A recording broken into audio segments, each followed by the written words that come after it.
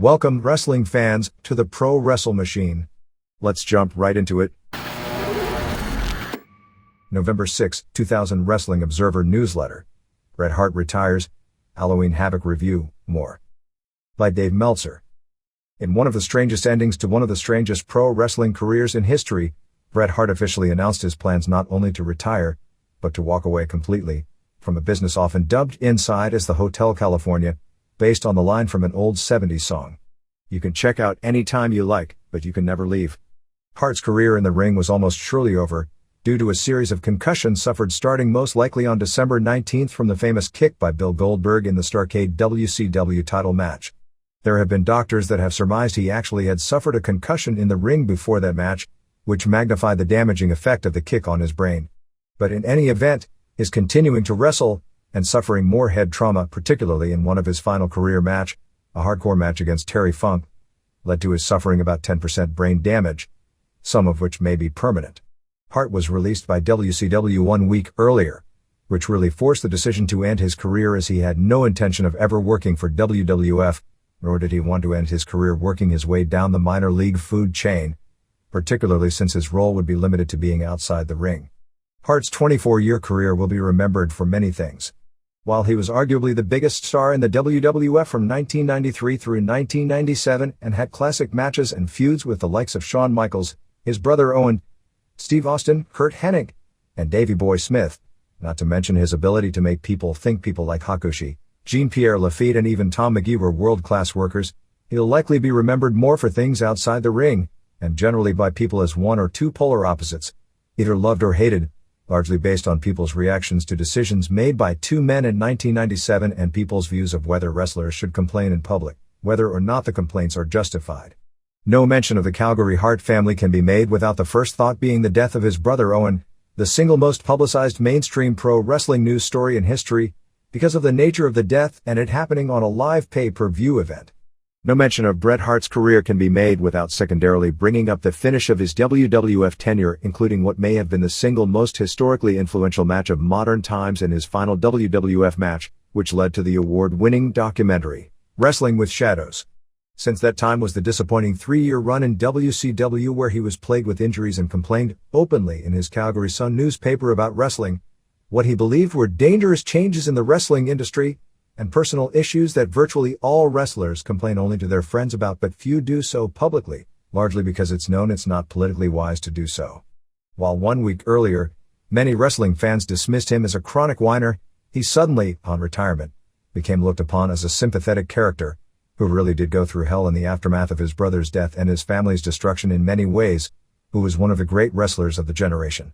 Particularly because, if the retirement was his final decision in wrestling, he did answer the one question, whether it be about integrity or stubbornness, depending upon whether it was viewed by those who loved him or hated him, and about the reality of Montreal and Wrestling with Shadows. He didn't go back to the WWF for what could have been one of the hottest angles ever. He walked away, with huge potential money on the table, because it would trivialize the match he was most famous for into being a work. Whether, with all the bitterness between the two, Vince McMahon would have taken him back is something questionable, but ultimately, most believe McMahon ultimately in time would have. And since no wrestler has ever actually retired and left the Hotel California, many believe that before this story is all through, that still may happen. But it is sad in many ways and emblematic of the difference in wrestling cultures. In Japan or Mexico, for a wrestler with half his star power and 1/4 his in-ring ability, there would be an elaborate retirement ceremony. In the WWF, he was double-crossed, largely to avoid a fond farewell because of the feeling it would make him stronger while going to the opposition. In WCW, he was fired, rather than allowing him to save face, as most real sports do when their top stars face the inevitability that time had caught up with them, by letting him publicly make the announcement first. But it was just as well, as with all the fake retirements in wrestling, and all the swerves his storylines in WCW have booked with false face turns only to turn back heel later in the show, nobody would have believed the ceremony for a second, and for that reason there would really have been no point in doing it, even if it would have, correctly done, resulted in a memorable wrestling moment. Hart actually had several different careers and lives in wrestling. He was the teenager who vacationed at the home of Dory Funk Jr., had his first match against Dennis Stamp in the old Amarillo territory when one of the local wrestlers didn't show up, but swore that he'd be the one family member not to wind up in wrestling. Then he got in. He quickly became the son of the local promoter, pushed quickly to the top, and made to look like a superstar through the talents of his arch-rival, the Dynamite Kid. He went to Japan and became a solid mid-card performer. Ted was part of one of the hottest era in the history of Japanese wrestling, as a secondary rival, behind the likes of Dynamite Kid and Black Tiger, of the man who put junior heavyweight wrestling on the map, the original Tiger Mask, Satoru Sayama, challenging him twice for the WWF Junior Heavyweight title twice in 1982. Then, after his father's territory was bought by Vince McMahon, he literally started as an opening match jobber in late 1984, built his way up as the small bump-taking partner in a mid-card tag team, which later became a famous tag team. Because of his previous feud with Sayama, on April 13, 1990 during the US and Japan Wrestling Summit at the Tokyo Dome, a joint show with All Japan, WWF and New Japan, he wrestled in a so-so match to a time-limit draw with the second Tiger Mask, Mitsuharu Misawa. As it turned out, many would rate the two of them, starting the decade working in a prelim match against each other, as the two leading candidates for wrestlers of the decade. He then broke off as a single in the WWF, and with everything going against him to be a headliner, had the magic wand waved on him during a low period for the business when McMahon couldn't push steroid freaks anymore and Hart got the nod as the newly anointed main star, after a successful in-ring run as IC champ with a win over Ric Flair in Saskatoon, something decided upon just a few days earlier when McMahon had to create a new top babyface after firing both Ultimate Warrior and Davey Boy Smith, coming a few months after McMahon and Hogan agreed to a sabbatical, all in the wake of the WWF's highly publicized steroid problems. Suddenly he was the biggest star in the company, particularly internationally, where WWF frequently toured because the American business had hit the skids. Hart's run on top can be viewed in one of 2 days. It wasn't a big business period in the United States, although very strong internationally. Most of the years he was the focal point of the company were money losers.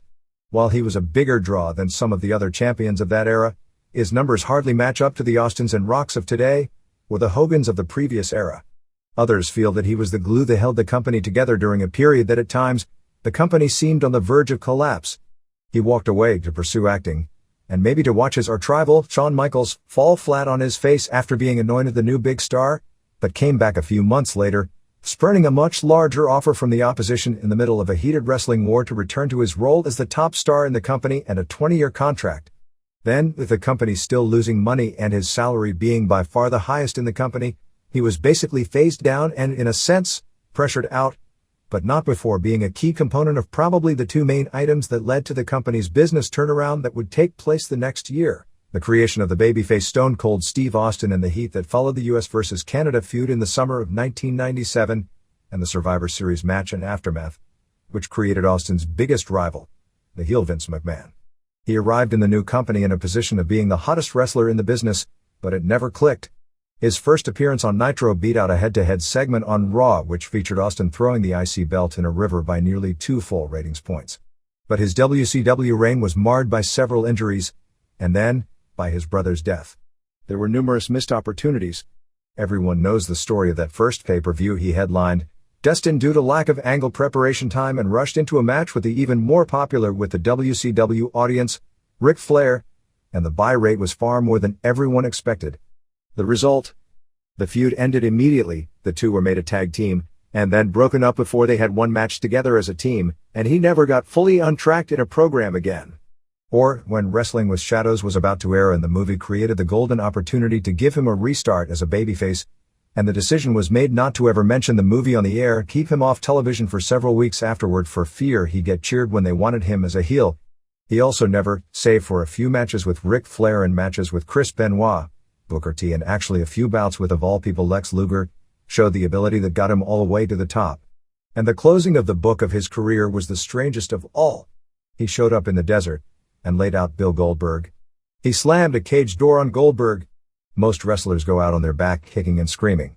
He actually finished his in-ring career in WCW as he had suggested to McMahon to do so in the WWF. But it was planned on either. He was world champion, holding a belt that didn't mean much at the time, and would go on to mean a whole lot less a few months later. In his last TV appearance, he laid out the biggest star in the company. There was no vengeance for good, as in every storyline. A storyline, like much of WCW, that to a fan watching, made absolutely no sense. Hart ruled out every wrestling again, fearing the possibility of winding up like a punch-drunk fighter if he continued. He said he didn't want to be a manager, and felt there was no place in a rapidly changing profession for someone who had been unhappy about many of its changes. He said he was going to spend the next year writing a detailed book about his career in wrestling and the strange world he lived in and doing occasional acting jobs. He had signed a 3-year contract, and then got it extended for another 2 years at $2.5 million per year with WCW. While he never collected anywhere near that money, both because of the injury half-pay this year, and being cut before the final 2 years due to the injury, he did top 7 figures in his final 4 years in the business. He does have a permanent disability policy with Lloyd's of London that would pay him the equivalent of another 6 months of salary. In that sense, his financial situation protected him from being like other wrestlers that have continued in similar situations because of financial need. From Bret Hart's Calgary Sun column on October 27. There will come a time when you believe everything is finished. That'll be the beginning. Louis Lammer. I'm really sorry to have to say that my professional wrestling career is over forever. Although I've expected it to end for some time now, I could in no way ever prepare for it. I suppose it doesn't do much good to speak negatively about how this or that has gone for me. I feel it is more fitting right now to remember the more positive aspects of my long and great career. I have not one regret. I'm proud of all my achievements, especially my 7 World Heavyweight Championships. I will miss the cities, the countries, especially the people, all colors, all religions, all ages, all languages. I've always tried my absolute best in every match, in every city, big or small, in countries all around the world.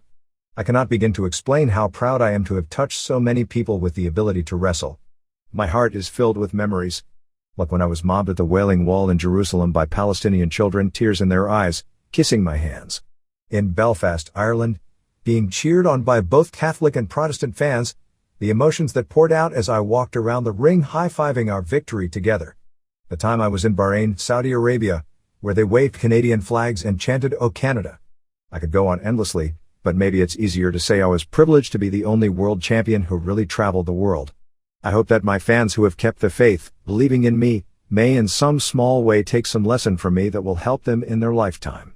I will never forget how touched I was in Rochester, New York in one of my last matches, when a bunch of diehard fans held up a sign that read, "Parking $10, program $5, ticket $35, watching Bret Hitman Hart wrestle priceless." I'm forever grateful for the doors that opened, bringing me to America. Thank you for having me, for giving me so much. I thank all my fans everywhere. I owe you all for everything I am. As for the wrestlers, it would mean a lot to me to always be remembered as one of the boys. I've made great friendships that will last my lifetime and look forward to an easier life filled with reminiscing. To all of you who worked with me, carried me, and trusted me, those who allowed my success to continue while theirs did not, all from a deep sense of tradition and honor. I tried to always work hard to be champion in your eyes first. My greatest accomplishment is knowing that I never seriously harmed one wrestler. It may not seem important, but I want it remembered that in all the years I never, ever refused to lose to another wrestler except once, and that was that fateful day in Montreal, where it's clear that I stood up for the boys. I could begin to list all the great wrestlers I either watched or worked with, but it would take forever. I will simply say that I'd give anything to climb into the ring with so many of you just one more time. To most people, wrestling is stupid. It's fake. It doesn't mean anything. When I think about it, I'm reminded of a quote by George Brock, "Art is a sound turned to light." I drift back to a time when I was 23 years old, wrestling for my father, in Regina, making $150 a night. It looked like it was going to be a near full crowd on hand to see me take on my arch rival, the Dynamite Kid, in a ladder match. The title in a bag supposedly containing $5,000 dangled from a string above the ring. Whoever could climb the ladder and grab it first would be the winner. We were both so young when I look back on it now, so intense. When the bell rang, we tore into each other, ferociously, eventually spilling out onto the floor. I went to slam Dynamite's head into a steel chair. He, of course, had his hands up for protection, but I had no idea he would hit it so hard. His head bounced back. I tried to turn, but our heads smashed. I split the back of his head open and shattered my face, one of those rare accidents. I could tell it was bad. I could poke my finger through a gaping hole in the middle of my nose. The blood poured. We fought on. I remember Dynamite jumping up high, gripping that heavy steel ladder coming down straight down on my head. I didn't move. The crowd gasped. I dreamed a smile because he never even touched me. He really was the best. Finally, I had him right where I wanted him, but the referee was down. That's when J.R. Foley crept up on the apron and whacked me across the back with his heavy walking stick. Down I went. The crowd was furious, so unfair. Dynamite began to climb to the top, his fingers reaching. Suddenly, I jumped up, throwing a perfect desperation drop kick, just like he asked me. Just barely touch the ladder with your toes. I'll control how I go over. Sure enough, the ladder wobbled and tipped. He grimaced. Over they both went, with amazing timing. Dynamite leapt off, straddling the top rope, bouncing up and out right on top of J.R. Foley. But the ladder hit the top rope with such force, bouncing all the way back, heading right toward me. I was lucky I saw it. I rolled and rolled as fast as I could. It crashed with a thud, missing my head by only inches. I sat up, checking to see if Dynamite was hurt. He appeared to be all right, but still both of us knew we'd be going for some stitches. He was riding with me, so he had to duck down when we drove past the fans on the way to the Pasqua Hospital. From there, we drove back home all night, so that we could wrestle the following night, too tired to say a word to each other. But if I can stop right there to somehow try and explain just what it is that I will miss the most about wrestling, I loved it all so much. I stood that big steel ladder up, one step up, climbing higher and higher, the crowd soaring with me, louder and louder, the blood dripping off my nose. Reaching, I pulled that belt down and there it was, it happened. The crowd exploded. We blew the roof off, so loud I could not hear a single sound except the beating of my own heart. If you're lucky enough to find a way of life you live, you also have to find the courage to finally say goodbye. I'll put my guns in the ground. I can't shoot them anymore. The much-publicized lawsuit by the Hart family against several entities, most notably the World Wrestling Federation, was verbally settled on October 27, pending court approval in a hearing scheduled on November 7. Various media sources have pegged the settlement figure at $18 million US, of which it is believed Stu and Helen Hart would receive in the neighborhood of $2 million to $3 million, with the remainder going to Martha Hart, Owen's widow, and their two young children, Thina and Uya. It's been the biggest nightmare you could ever imagine, Martha Hart told the Calgary Sun. I can't say much right now. I'm satisfied and just hope it all ends Tuesday. Pam Fisher, the Calgary-based counsel for Martha Hart, said the WWFE would be expected to file suit against the people who manufactured and sold the rigging equipment, which malfunctioned, causing Hart's death. Vince McMahon's only comment was that the company was exploring its options in that regard. The WWF's contract with the city of Kansas City, which owns Kemper Arena, which was among the defendants in the case, is that the city would be reimbursed if the city was found liable in any award regarding something that took place during a WWF event. Sources close to the situation have stated that Martha Hart, who had first vowed never to settle before the case went to court, had tired of the stress, particularly as the case destroyed the family from within, with siblings taking various sides and with no court date in sight, and had been wanting to settle for a few weeks. The WWF had also made attempts to settle the case and get an agreement with Stu and Helen Hart, who even more than Martha, were seeing the family torn apart by the case and thus would have wanted it over, and a settlement agreement by the parents would have left Martha without a case. The first settlement talks didn't end on a strong note, as an upset Hart cut a promo on Vince McMahon, as he refused to budge from what was believed to have been a $17 million settlement offer. Martha Hart's original asking price to settle was believed to have been $32 million. The case, stemming from Owen's death on May 23, 1999 at the Over the Edge pay-per-view in Kansas City, where, in his blue blazer costume, he was released from the apparatus holding him from a stunt where he would come from the ceiling, and he fell 78 feet to his death, had been bizarre from the start, starting from the controversy of the WWF continuing the show literally minutes after Hart's dead body was removed from the ring. This came 18 months after the incident involving Bret Hart and Vince McMahon, two entirely different incidents that became intertwined in many people's eyes, almost allowing wrestling fans to be able to view them as a pro wrestling grudge match. McMahon even, on an interview on TSN's Off the Record, blamed all the negative publicity and his problems in the aftermath on Bret, diverting the issue of Owen's death and continuing the show to his more easily defendable position of his side of a dispute over a major match finish. The family, asked by lawyers to remain quiet pending litigation, continued to make public comment, particularly in the Calgary media where the case, from the start, became a major issue. The proposed February 2001 court date was postponed indefinitely due to the controversy when Ellie Hart Neidhart, who has sided against her parents and sister-in-law, took a document from Stu and gave a copy of it to Jerry McDevitt, McMahon's attorney, which called for the children who signed it to share equally in any verdict awarded the parents, in the event they were to pass away before the conclusion of the case, provided those children cooperated with Martha's side of the case. He also called for children who sided with the WWF not to get any share of potential damage in the event of the death of the parents. Under Missouri's wrongful death laws, children can't be parties to the case as long as the deceased's marital partner, his children and his parents are still alive. Because the children were to be witnesses in the key question as to how many more years Owen Hart would have continued to wrestle for the WWF, bringing up the lost earnings aspect of the award, the document could have been argued that it would influence testimony of the children into saying Hart would have remained in wrestling longer. Kansas City attorneys Gary and Anita Robb remain engulfed in controversy because of the document, controversy that continues even if the case is closed. Bret Hart had not publicly commented at press time on the settlement agreement, which he didn't find out about until the late evening of October 30th. Earlier in the day, on Wrestling Observer Live, Hart said that he understood Martha's position and supported whatever decision she made. The spiraling out-of-control life of Davey Boy Smith hit another low this past week when he was arrested on 2 separate occasions of allegedly threatening the life of his estranged wife, Diana Hart Smith. The stranger-than-fiction life of the Hart family, which seemed to unravel after the death of Owen last year, combined with the drug problems that have plagued Smith for many years, have led to one warning sign after another before his arrest, which made the front page of the Calgary Sun on October 27. Smith has been regularly in and out of the hospital for the past 2 years, between 2 publicized trips to rehab and other more quiet problems that required hospitalization, including a motorcycle accident a few weeks ago, many of the problems stemming from drug dependencies that go back many years.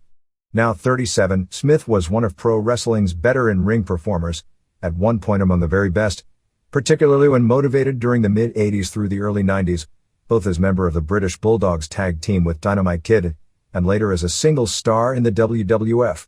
At one point Smith was the most popular wrestler in the United Kingdom and a huge draw for the WWF when they first went into the market.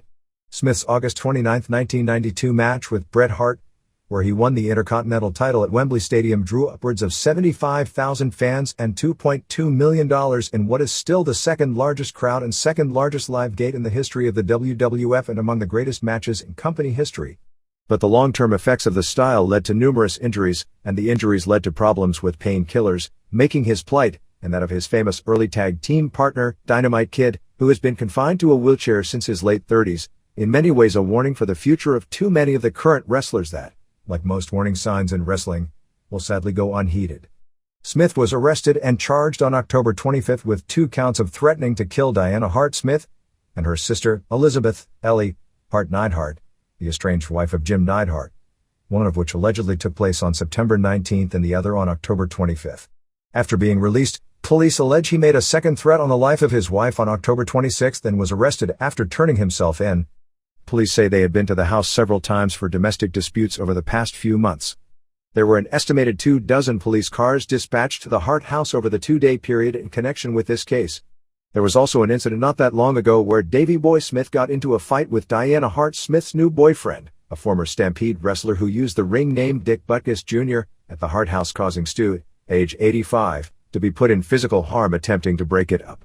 Diana stated on October 26th she went to the house, where he is living with Andrea Hart, the estranged wife of her brother, Bruce Hart, to pick up her daughter. She was shocked to find him there, expecting he would still be in custody. Davey spent the weekend behind bars at Calgary's Remand Center, spending most of his time signing autographs for other inmates. Judge Bill Pepler of Calgary Domestic Abuse Court granted Smith bail on October 30th on 5 different counts of uttering threats to kill. He was released on a series of conditions. They were paying a $2,000 fine for each charge, or $10,000 in total. He is not allowed to have any contact with Diana, Ellie, and 2 others whose names weren't revealed, believed to be Bruce Hart and Diana's new boyfriend. He is not allowed to drink alcohol or take any non-prescription drugs. He is not allowed to go near 5 specific residences, including his wife's, Bruce's and Stu's, and he had to agree to enter an addiction treatment program. Smith denied in court having any drug problem, but agreed to check into rehab by the end of this week to satisfy the judge and allow him to be released from prison. At this point it appears that Diana and Davey and Bruce and Andrea will both be divorcing. Of late, Davey and Andrea have talked of marrying. Smith is under contract to the World Wrestling Federation, which made a deal to bring him back after he was fired by World Championship Wrestling with some of the worst timing ever since they FedExed him while he was confined to a hospital bed. The WWF agreed to bring back Smith shortly before the highly publicized death of brother-in-law Owen Hart in May of 1999, although the contract itself wasn't signed until after the death. Although Smith hasn't had a good match in more than 3 years and his stint with WCW had been a disaster, he was well liked by much of the WWF crew and considered, along with Owen, his frequent tag team partner, as the king of backstage ribs. Smith has been suspended without pay by the WWF pending its own investigation of the incident. Smith blamed his drug problems that led to him going to rehab in early 1999, as well as his severe back problems that surfaced after getting out of rehab, on taking a bump on a trapdoor set up by WCW during the period they were using Jim Hellwig. Although he wrestled some matches after that bump, it was clear he had no business in the ring. However, his WCW performance even before the back injury was marred by being overwhelmed by long-term drug addictions, which eventually led to his first rehab stay. Just before his brother-in-law's death, he suffered problems with his spine which at the time were talked about as being life-threatening but career-ending. He made a recovery so miraculous that put a lot of suspicion into what his actual problems truly were as he was walking around and looked huge when much of the wrestling world congregated on Calgary for Owen's funeral.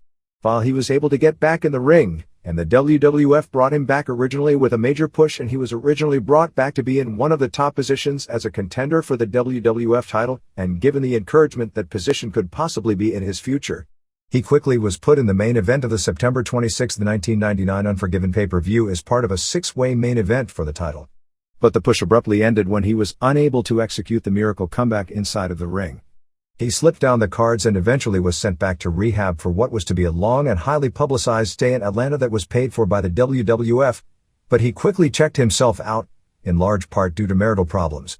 He didn't last there and quickly returned to Calgary, where he suffered numerous problems over the past several months, including yet another abortive comeback with the WWF in May that saw him sent back home after showing up in poor condition for live events in Calgary and Edmonton. The combination of Jim Neidhart getting a WWF job, Neidhart was officially let go by the WWF about 6 weeks ago, initially as a trainer, a job everyone knew he wasn't suited for, and Smith maintaining his job with a track record that would have long since cost any WWF wrestler, maybe not WCW wrestler, their job in the time frame of the Owen Hart wrongful death lawsuit going on and the fact it was known both Davey Boy and Diana Smith along with Eleanor Neidhart were going to testify on the side of the WWF against their parents and sister-in-law only added to the bizarre nature of the Owen Hart death aftermath. It was even more strange when Eleanor Neidhart leaked a confidential document to WWF attorney Jerry McDevitt, who seized upon it to get Martha Hart's Kansas City attorney, Gary Robb, investigated upon entering into a questionable agreement regarding splitting up the potential award that would have gone to Stu and Helen Hart if they weren't alive when the case reaches its conclusion, with the family members who had not agreed to testify on the behalf of Vince McMahon. This led to a trial delay from the original February court date to not even having a date on the docket, which could delay a potential trial as long as possibly years. It is really sad and quite scary when in the year 2000 people are talking about someone like an Ole Anderson or a Bill Watts as someone who needs to be brought into World Championship Wrestling. With the company failing on every level, Halloween Havoc could have been viewed by talent as their chance to make potential buyers view their potential roles in a new company more highly. And in the case of a few of the wrestlers, they may have thought that. But a company lacking any authority from the top continued with mostly poor matches and abysmal booking, leading many to call the October 29th show from the MGM Garden Arena in Las Vegas as the worst pay-per-view event of the year. The only bright side, and this was largely due to the ability to sell tickets to casinos to pass around to high rollers, was the show drew 7,582 fans, about 60% of capacity, with 5,777 paying $212,698, one of the company's best live gates in some time. Aside from a very good opener, a better-than-expected hardcore match and a decent title match with a weak finish, the less said about this show the better. The company still hasn't made any strong changes to lead the public into believing there is a new era. The only way to avoid the continuation of the downward spiral is to very publicly admit the past year, and really 2 years, has been a disaster, which is easy to do, and go in a completely different direction, which is a lot harder. The problem with the booking of this show is that even with Vince Russo not involved, the main scriptwriters, Ed Ferrara and Bill Banks, learned wrestling from Russo. While the show wasn't overbooked in regard to quantity of things, it's still booked largely for silliness and with no regard to understanding who to put in the ring against who that will deliver an entertaining performance, a methodology that over the past year has been a failure. With Russo out claiming a combination of post-concussion syndrome and stress, those put in charge, Largely Terry Taylor, Ed Ferrara and Bill Banks. As far as writing the show, Johnny Ace's role is more to work out matches and finishes as opposed to writing the show. We're told to continue Russo's stories as opposed to breaking away from them and starting their own. And nobody was put in final charge. 1.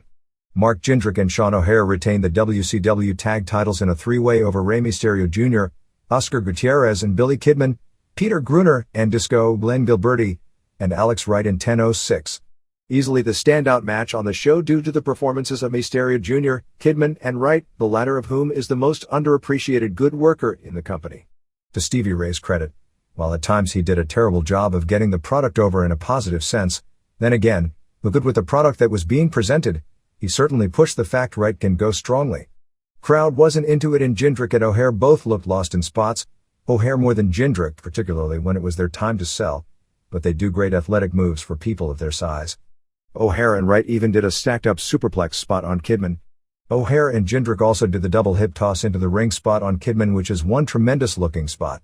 Kidman and Mysterio Jr. all did dives out of the ring, with Mysterio Jr. doing a springboard Thez press to the floor, which I believe was the exact move his doctor told him to eliminate from his repertoire. Kidman and Mysterio Jr. hit their trademark moves, the Kid Crusher by Kidman, a Hurricane Rana off the top and Bronco Buster by Mysterio Jr. until Jindrak threw Mysterio Jr. over the top onto Wright. In the ring, Disco used the stunner on Jindrak. The announcers couldn't decide if it was a chart buster or last dance, but O'Haire came back and pinned Disco after the Shanton Bomb. After the match, Wright destroyed Mysterio Jr. and Kidman with chair shots. Conan, who was at ringside doing commentary, ran in, only to get destroyed and left looking like a fool once again. Sergeant Owal made the save. 3.5 stars. 2. Reno Rick Cornell pinned Sergeant Owal, Jerry Toot, in 10:50 to retain the hardcore title. Typical hardcore match with lots of weapons being used.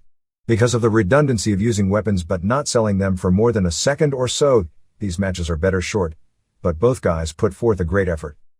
Owal threw Reno through 2 tables. They went backstage. They fought with a computer monitor and Reno used a fire extinguisher. At one point backstage, Owal attacked road agent David Finlay. They came back out and Reno scored a clean pin and after his roll the dice, twist of fate, on a table outside the ring.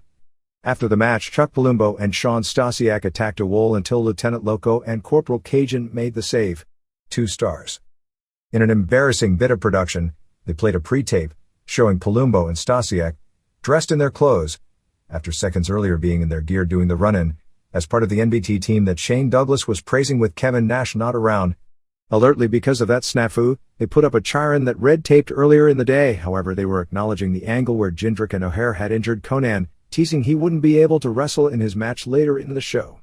They did a similar angle on the same show with Bill Goldberg, acting as if his injury on Thunder would prevent him from wrestling Chronic. What a total mess. 3. Loco Salvador Guerrero 3, and Cajun, Mark LaRue, defeated Stasiak, Sean Stepich, and Palumbo in 9:23. This was an impromptu match made after the run-in in the previous match. Still, nobody cared. They teased dissension between Stasiak and Palumbo. Stevie Ray called Palumbo one of the top 10 performers in the business. I'm just wondering what business he was referring to. Palumbo accidentally kicked Stasiak, leading to Loco pinning him after a tornado DDT. 1/4 star. 4.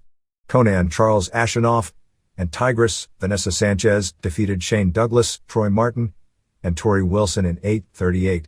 At the beginning, they sold the idea that Conan was injured and Tigress would wrestle it herself, which she did for about a minute, and it was horrible watching her hold her own against both.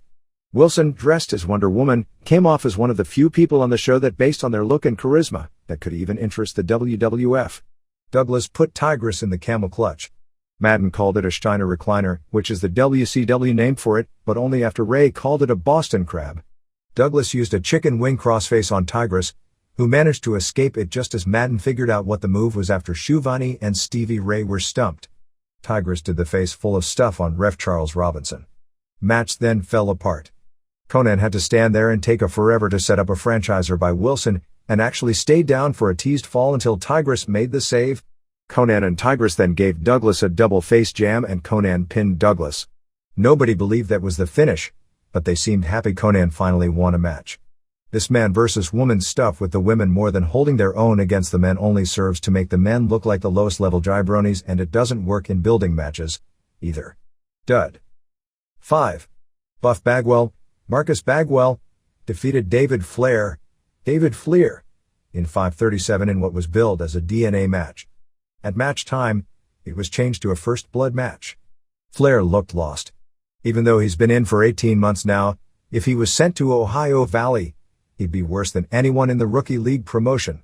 Bagwell, being the pro that he is, only served to make him look that much worse by selling little and yawning about how easy beating him was, not that Flair deserved a lot more. They also had David use Rick's signature flip into the corner and slam off the top spots, which only made them comedy. Bagwell hit David with a chair, and he bled, to lose the match. Bagwell also gave him his finisher, the blockbuster, for good measure. After the match, Lex Luger ran in to congratulate Bagwell, then turned on him, and posted Bagwell, who bit the condom to bleed from the mouth. Flair got his DNA and ran off. -1 star. 6. Mike Sanders won the commissioner's job in a messed up finish via countout over the Cat, Ernest Miller, after 3 2-minute rounds. It's hard to work kickboxing, because it's so obvious the punches are being pulled. To give Cat credit, his kicks looked great. At the end of the second round, they teased where both Stasiak and Palumbo wanted to throw the towel in for Sanders, but since they were tugging, the round ended with no towel thrown in. Cat dominated the entire match. Douglas came out and hit Cat with a chain. Cat was down forever, but somehow wasn't counted down for 10 when the bell rang to end the match. Now they were really in a jam. Cat and Douglas started fighting outside the ring and the bell rang and Cat lost by a countout. It was a first. The first time a countout ever took place after the time limit had expired and the match was over. Apparently the reason the finish was so botched up was because Cat refused to job clean in his own match, so this was the compromise they came up with. The planned finish was for Douglas to give Sanders a horseshoe, which he would put in his glove, and knock Cat out with it. -1/2 star. 7. Mike Alfonso, pinned Vampiro Ian Hodgkinson, in 9:49. It was impossible to believe, after the 4 previous matches, that these two, who on paper could have had one of the best matches of the show, could blow away what happened before. But they did. This was the most blown spots in a pay-per-view match dating back to the legendarily bad Sabu vs. Sandman match on the ECW show in Pittsburgh a few years back. With Russo gone, why is Awesome still doing that 70s guy gimmick? Does anyone in charge not see the obvious mistakes and correct them? Awesome put up his title shot the next night on Nitro. It started hot, as Awesome did his big running dive over the top and a springboard body block off the guardrail into the crowd. However, the match fell apart into the crowd. They were brawling, and I believe Vampiro grabbed a crutch from someone at ringside. The guy who they grabbed the crutch from then attacked Awesome and tried to headbutt him. Both Vampiro and Awesome threw punches at him and both were so freaked out the match completely fell apart and were missing spot after spot. At one point, Vampiro was outside the ring and went under the ring looking for something, probably a table. He went to all 4 sides of the ring, couldn't find whatever it was he was looking for, and then the match continued with both guys seemingly having no clue what to do next. The finish, which visually looked incredible, saw Awesome powerbomb Vampiro off the top rope into the ring. I'm presuming the table was supposed to protect Vampiro on the bump, but with no table, he had to take the bump in the ring. Vampiro's head bounced on the mat as he landed, and he appeared to be badly shaken up. He may have suffered a concussion, as when he woke up the next day his fingers were numb and went to the doctor when he got home after TV on Monday. The report we got is that he was diagnosed with a concussion on Tuesday. Some controversy about him being asked by the bookers to take a powerbomb on Thunder, even though he had told the trainer and the bookers about the numbness in his fingers and they had all seen the bump he took. I couldn't believe, as off as both guys were, that Vampiro would let Awesome do such a dangerous move on him, at least at this point where both of their confidence had to be shot. -2.5 stars. 8. General Rection Bill DeMott won the U.S. title in a handicap match over Jim Duggan and Lance Evers, in 10:07. Storm now has lost the Cruiserweight, Hardcore and U.S. titles without ever being pinned. I guess the bookers figure if they book him this way, they'll create another Shawn Michaels level superstar. Storm took one backdrop so high he came down with icicles, but the match turned into a mess because Duggan couldn't work with Rection, even though the two are best friends. After a weak ref bump by Scott Armstrong in a triple collision with Storm and Rection, Duggan pile-drove Rection with no ref. Rection kicked out with Duggan landing on Armstrong. Elix Skipper came out to interfere with the 2x4, but Major Gunn stopped him by using the flagpole. As Storm argued with Guns, in the ring Duggan clumsily missed a 2x4 swing. Rection gave Duggan a move I'll call a Cobra Clutch suplex because that was the closest thing I can come up with that it appeared they were trying, then overshot a moonsault for the pin. Dud. 9. Jeff Jarrett pinned Sting, Steve Borden, in 14:38. And the booking got even worse. This match was a backdrop of outside interference. First a guy dressed up as Sting 1989, Robbie Rage of the former tag team High Voltage, came out. Sting pounded him to the stage and dropped him with a scorpion death drop on the ramp. Then came Sgt. Pepper Sting, Steve Armstrong James, of 1990. Sting gave him an SDD on the ramp. Wolfpack Sting came out, I think this was Chris Harris, but I'm not sure. Sting got the bat away and destroyed him, giving him an SDD on the ramp. Jarrett hit Sting with the bat and got the advantage. Sting made a comeback and got the scorpion when current Sting came from under the ring to drag him down. I think this was Danny Fackwar, a power plant guy who did a few New Japan tours as Dan Devine. Sting came out and the latest fake Sting was bloody. Then the lights went out and Sting from the ceiling came down. As Sting was beating on imposter number 5, his wig came off and he was badly balding and they joked it was 70-year-old Sting from the year 2025. A lot of people said it was Bill Eadie, formerly Demolition Axe and Masked Superstar, or an older version of a reasonable facsimile as he did look like Eadie, but people have denied that one, saying he was far too small to be Eadie. Sting gave future Sting the SDD through the table and put Jarrett in the scorpion again. Current fake bloody Sting then broke it up with a guitar shot, then real Sting barely sold. Jarrett then hit Sting with a second guitar shot for the pin. Real Sting seemed to bleed hard way from Jarrett's guitar shot. 1/2 star. 10. Booker T. Booker Huffman retained the WCW title beating Scott Steiner. Scott reached Steiner via DQ in 13:27. Booker received more than his fair share of boos. Steiner comes across as the strongest TV personality in the company. He was up around 280 and looked puffy and a tad bit slower. Since he was losing, he took the entire match, destroying T and making T hardly look like a viable world champion. Great job of rebuilding the title. T got a few moves in, such as a missile dropkick and his axe kick. Midaja gave Steiner a pipe which he used to the knee of T, which was right in front of the ref and not a DQ. Steiner then attacked ref Charles Robinson and put T in the Steiner recliner. Steiner suplexed ref Steve Armstrong, and a third ref, Marcus Johnson, called for the DQ. Steiner was attacking everyone after the match. 2.5 stars. 11. Bill Goldberg quickly destroyed Chronic, Brian Clark and Brian Adams, in 3:35. They did a storyline where T, to give Goldberg more time to be cleared by the Athletic Commission, agreed to go on before him. They doubled on Goldberg for about a minute until he speared Clark through a table for the pin in 2:25. The match kept going. Apparently the rules now are he had 2 matches as he speared and jackhammered Adams at 3:35, and they announced he was now 14-0. Good luck in getting that number to 170-0 before 6 new bookers are on board or the company is sold. It was still the best Chronic match in a long time. 1 star. It was a mixed bag regarding the performance of the pro wrestlers in the Pride 11 Japanese-only pay-per-view show on October 31st from Osaka Castle Hall. A sellout crowd of 13,500 paid was drawn by using so many pro wrestlers, as well as the promotion of the Naoya Ogawa vs. Masaaki Sadake match as the first ever mixed match involving Japanese mainstream superstars, one being a former world champion in judo and pro wrestling, against former world champion in karate and a K1 superstar. From most accounts, that match also appeared to be a work, which was what most insiders expected given that Ogawa has to be protected as Antonio Inoki's personal protege, with Ogawa scoring the expected win with a choke at 2:01 of the second 10-minute round. Initial reports didn't indicate any of the other matches, including Nobuhiko Takada's loss to Igor Vovshankin, appearing to be obvious works. There were a lot of next-day suspicions considering how long Takada lasted and how much offense he got in against the man generally rated as the number 2 heavyweight in the world.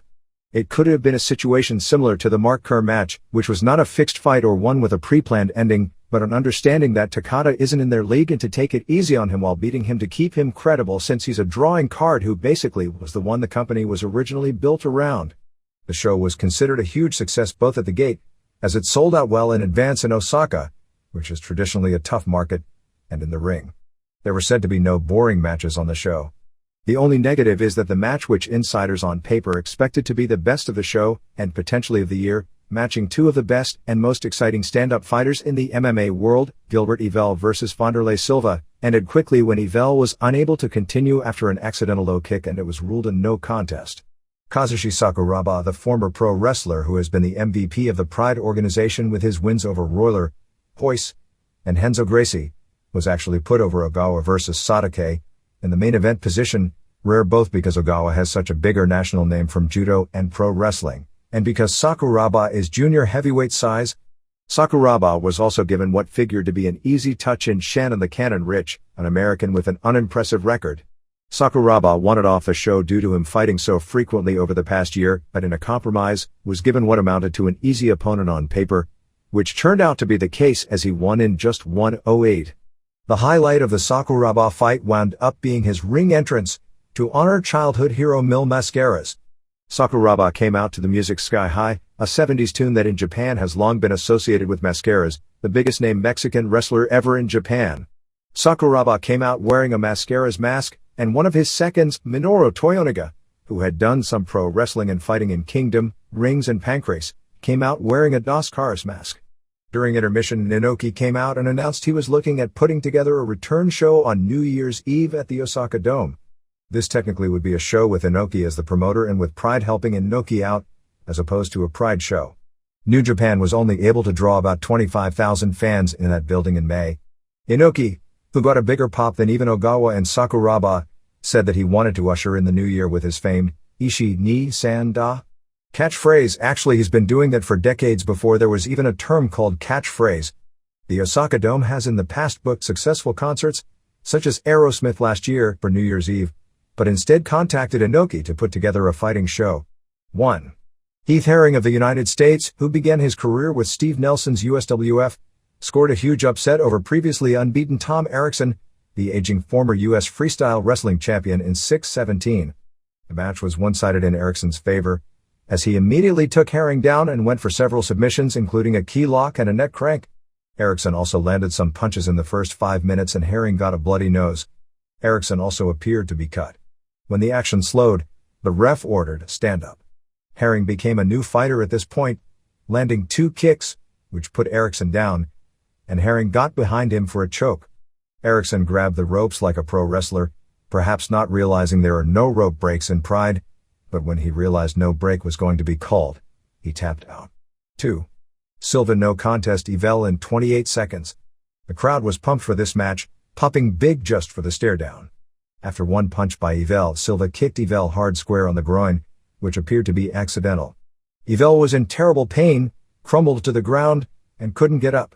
Silva had no reaction to this, which is unusual for a fighter in this situation who would appear to have concern for an injured opponent. Yvel was on the ground receiving medical attention for about 5 minutes. It was announced to the crowd that they would come back and fight later in the show, but Yvel never fully recovered enough to do so. It is believed the two will be rematched on the December 23rd Saitama or December 31st Osaka Dome show. 3. Gary Goodridge defeated 44-year-old pro wrestler Yoshiaki Yatsu in 8:58. Yatsu, who was a Japanese national amateur champion and 2-time Olympic team member in 1976 and 1980 before being one of the top 5 workers in the business by the mid-80s, at which point, due to a number of factors including injuries and politics, he gained weight and his pro wrestling suffered, although he was still a major star through the 80s and has worked mainly indies in recent years, living off his old name as sort of a Japanese Greg Valentine type. As expected, Yatsu took a major beating, but the match was said to be a surprise as it regarded Yatsu's ability to take a punch and the great crowd heat. Yatsu's pro wrestling highlights before his ring entrance got a big pop, and he seemed relaxed in there, although once the bell rang, he played the role of a punching bag. In the first round, Goodridge pounded on Yatsu's head and delivered leg kicks. Yatsu only threw one punch the entire match. The crowd was into Yatsu for his ability to take punishment, and popped big when he went for takedowns, although he was never successful at them as he actually hasn't done amateur wrestling in 13 or 14 years since a 1987 comeback, when as a pro wrestling star, he competed in the Japanese National Freestyle Championships and won the heavyweight division, which, if you think about it, is one hell of an accomplishment. Yatsu went down once after a series of leg kicks, but Goodridge let him back up. Goodridge knocked him down again after a knee to the head and a hard punch. This time Goodridge pounced on him on the ground, but Yatsu went for a knee bar. While Goodridge wasn't in any trouble, the crowd went nuts. Goodrich got Yatsu's back and started punching, then hit a big knee to the head on the ground, which was illegal, and he was given a yellow card and a stand-up. Goodrich came back with one low kick and several wicked uppercuts that were jolting Yatsu's head, the last one knocking his mouthpiece out. After a few more blows, the ref stopped the match late in the first round. Yatsu received a tremendous ovation from the crowd and losing. 4. Alexander Otska of Battlerts defeated Mike Burke via submission in 2:37. Burke came in at 270 pounds, so Otska probably was giving up about 80 to 85 pounds. About 90 seconds into the match, Otska surprised Burke with a pro wrestling low drop kick to the knee, but that wasn't too effective even though it connected, as Burke was able to pounce on him and get a side mount and threw a few punches. Otska, from the bottom, went for a triangle choke, but Otska maneuvered it into a double armbar, tying him up so well that Burke had to tap with his knees in about 3 minutes. After the match, Otska got on a house mic and talked about Battler's big November show in Tokyo. 5. Akira Shoji defeated former Rings pro wrestler Herman Renting in 3:48. Shoji took Renting down, got the mount, threw some body blows, and went for an armbar. He failed the first time, allowing Renting to get on top, but from the bottom in the guard, Shoji got the armbar for the tap out in about 4 minutes. 6. Igor Vovchankin defeated Takada in 13:17, a match that Takada had said if he lost, he would retire. Takada got the huge crowd pop and connected with some low kicks. Vovchankin got on top in the guard, and his leg turned an ugly shade of purple from Takada's early leg kicks. The match slowed and a restart was ordered. Takada got a high kick, but Vovchankin wasn't hurt, as well as a few low kicks, but then went down and Vovchankin got his back, then side control and finally a full mount. Vovchankin pounded him at the end of the round with solid punches, including one that knocked his mouthpiece out, but Takada survived the round. Takada was bleeding from the ear by this point. In the second round, Vovchankin knocked Takada down with a punch and got on top, landing hard head punches from the mount. Takada went for an escape, failed, took a few more punches, before finally tapping out. The finish was anticlimactic to the audience because Ensign Inoue took tons more punishment from Vovchankin, a totally sick amount, without tapping, so the crowd didn't expect the tap, but Takada did give a respectable showing. 7. Ogawa beat Sadake in 12:01. Ogawa's mystery corner man turned out to be Keisuke Kawada, a member of the popular Japanese band the Southern All-Stars, and he sang a new ring entrance song written for Ogawa before the match, which got a huge reaction. One of the biggest noodle companies in Japan sponsored this match. Sadake dominated the first round with leg licks, turning Ogawa's right leg purple, described as looking like a spoiled vegetable. Sadake was cut after a stuffed jab under the eye by Ogawa. Ogawa never took Sadake down the entire round. A lot of Sadake's punches looked half-power, combined with Ogawa never making a serious attempt to take him down, made it appear to be an obvious work. Crowd was chanting for Ogawa big time in the second round, as he caught a kick and got a mount. Ogawa threw a few punches from the mount, leading to Sadake quickly turning over and giving Ogawa his back, in a spot which is said totally exposed the match, and Ogawa got the choke for the tap out. After the loss, Sadake popped right up with a smile on his face, doing the "I did the job, but so what" attitude. Ogawa then talked about the UFO promotion that he's the big star of, that for all real purposes doesn't exist, asking fans to support the show. From a business perspective, the match served its purpose as Ogawa got another win in a highly publicized match. From the standpoint of Pride's credibility, that is another question. 8. Sakuraba beat Rich with an Achilles tendon submission in just 1:08. Rich had a good look. Actually, Sakuraba and Toyonaga came out wearing machine masks, then took those masks off when the Mascara's music played to reveal Mascaras and Chorus masks. In a huge surprise, Genichiro Tenryu, just a few months shy of his 51st birthday, pinned Toshiaki Kawada to win the tournament for the All Japan Triple Crown title at the company's 28th anniversary show at Tokyo Budokan Hall before a sellout 16,300 fans. It was a show a few months back that it was considered debatable if the company would even last long enough to have after most of the top stars in the company left when its biggest star, Mitsuharu Misawa, formed Pro Wrestling Noah. Instead, largely due to acquisition of Tenryu, creating some short-term fresh marquee matchups, and the help of New Japan, it marked the company's third consecutive Budokan Hall sellout since the defections. In what was reported as a 4-stars match, Tenryu pinned Kawada in 26-28 after a hard clothesline, his trademark punch to the face that Kawada sold as a near knockout, and a Northern Lights bomb. Tenryu was bleeding from the nose hard way in the closing minutes and got near falls after several Enzu gyrus. After the match, Tenryu was presented with the 3 belts, the old NWA International Heavyweight, the old PWF Heavyweight and the old NWA United National Heavyweight, by Gene Kiniski. The win makes tricky the booking for early next year. Originally they seemed to be building a unification match on Jan. 28th at the Tokyo Dome, with the winner of the IWGP Heavyweight title in the Jan. 4th Tokyo Dome tournament facing the Triple Crown champion, who in this case would be Tenryu, as there likely wouldn't be a title defense between now and then because of the year-end tag team tournament. Kawada could still win the IWGP tournament to set up a rematch on Jan. 28th, as the company always wanted Kawada vs Tenryu to headline the Dome, and if that was the idea, then it would have been in everyone's best interest for Tenryu to go over in the first match. Kawada and Tenryu hadn't met in a singles match in more than 10 years, since Tenryu left All Japan in 1990. Tenryu held the Triple Crown once previously in All Japan, being the second ever champion in 1989. Motoko Baba wants to headline the Dome with Tenryu vs Kawada with the idea it's a pure All Japan main event, using Atsushi Onita vs Masa Fuchi in an explosive barbed wire match as the co-feature, and have minimal New Japan influence in the show. All Japan doesn't want Tenryu to work the Jan 4th show since Tenryu is their world champion, and All Japan has always worked on the concept that the world title position needs to be protected to be kept as something special.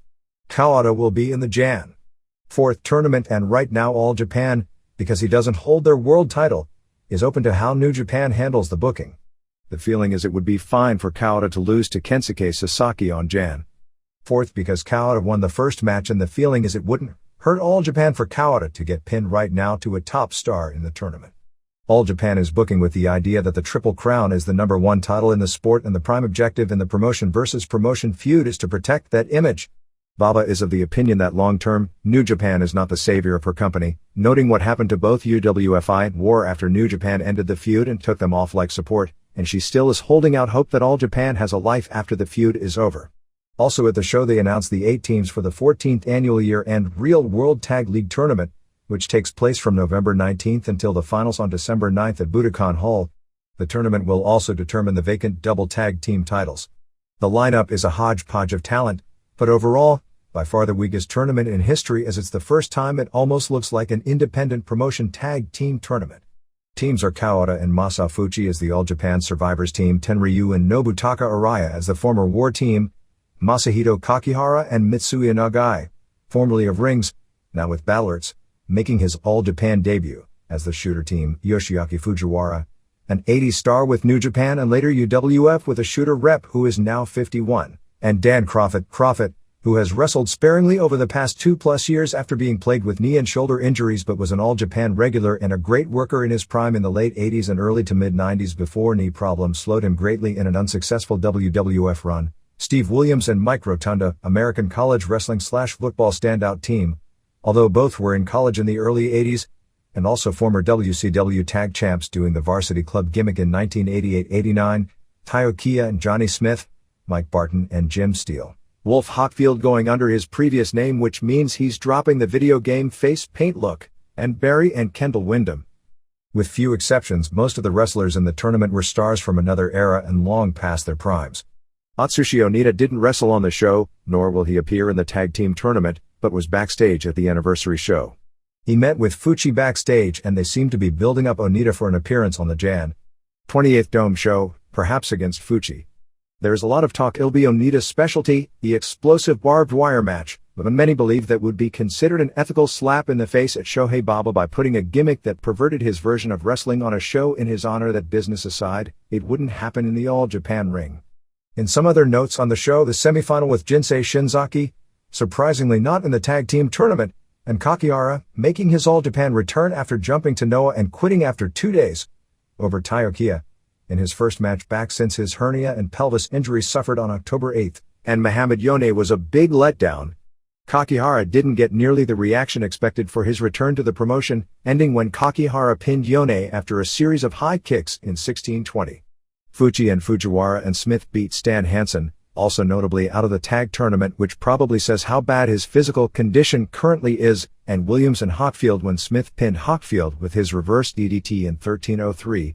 Hockfield worked almost the entire match since Williams is wrestling with several broken ribs, and Hansen was barely in due to his lower back being in such great pain and took no bumps. Shiro Koshinaka, also surprisingly not involved in the tag team tournament, pinned with Arai over Barton and George Hines when Arai pinned Hines after 2 moonsaults in 12-18 in a good match with a lot of crowd heat, especially for Koshinaka. The second match on the show, featuring M2K from the Toryuman promotion, Masaki Mochizuki and Susumu Mochizuki and Yasushi Kanda, beating Grand Naniwa and Taru and Ryuji Hijikata, was said to be the second best match on the card, with Kanda pinning Taru in 14:32 after a German suplex with good fast-paced wrestling and a lot of hot moves. Opener saw Giant Kimala 2 pin Shigeo Okamura in 9:53 with a big splash. Slow-paced. Fans enjoyed the comedy aspect of it, but Kimala's offense looked terrible. We've had some clarifications sent to us regarding matches with Luthez vs. Leo Nomalini as reported on last week.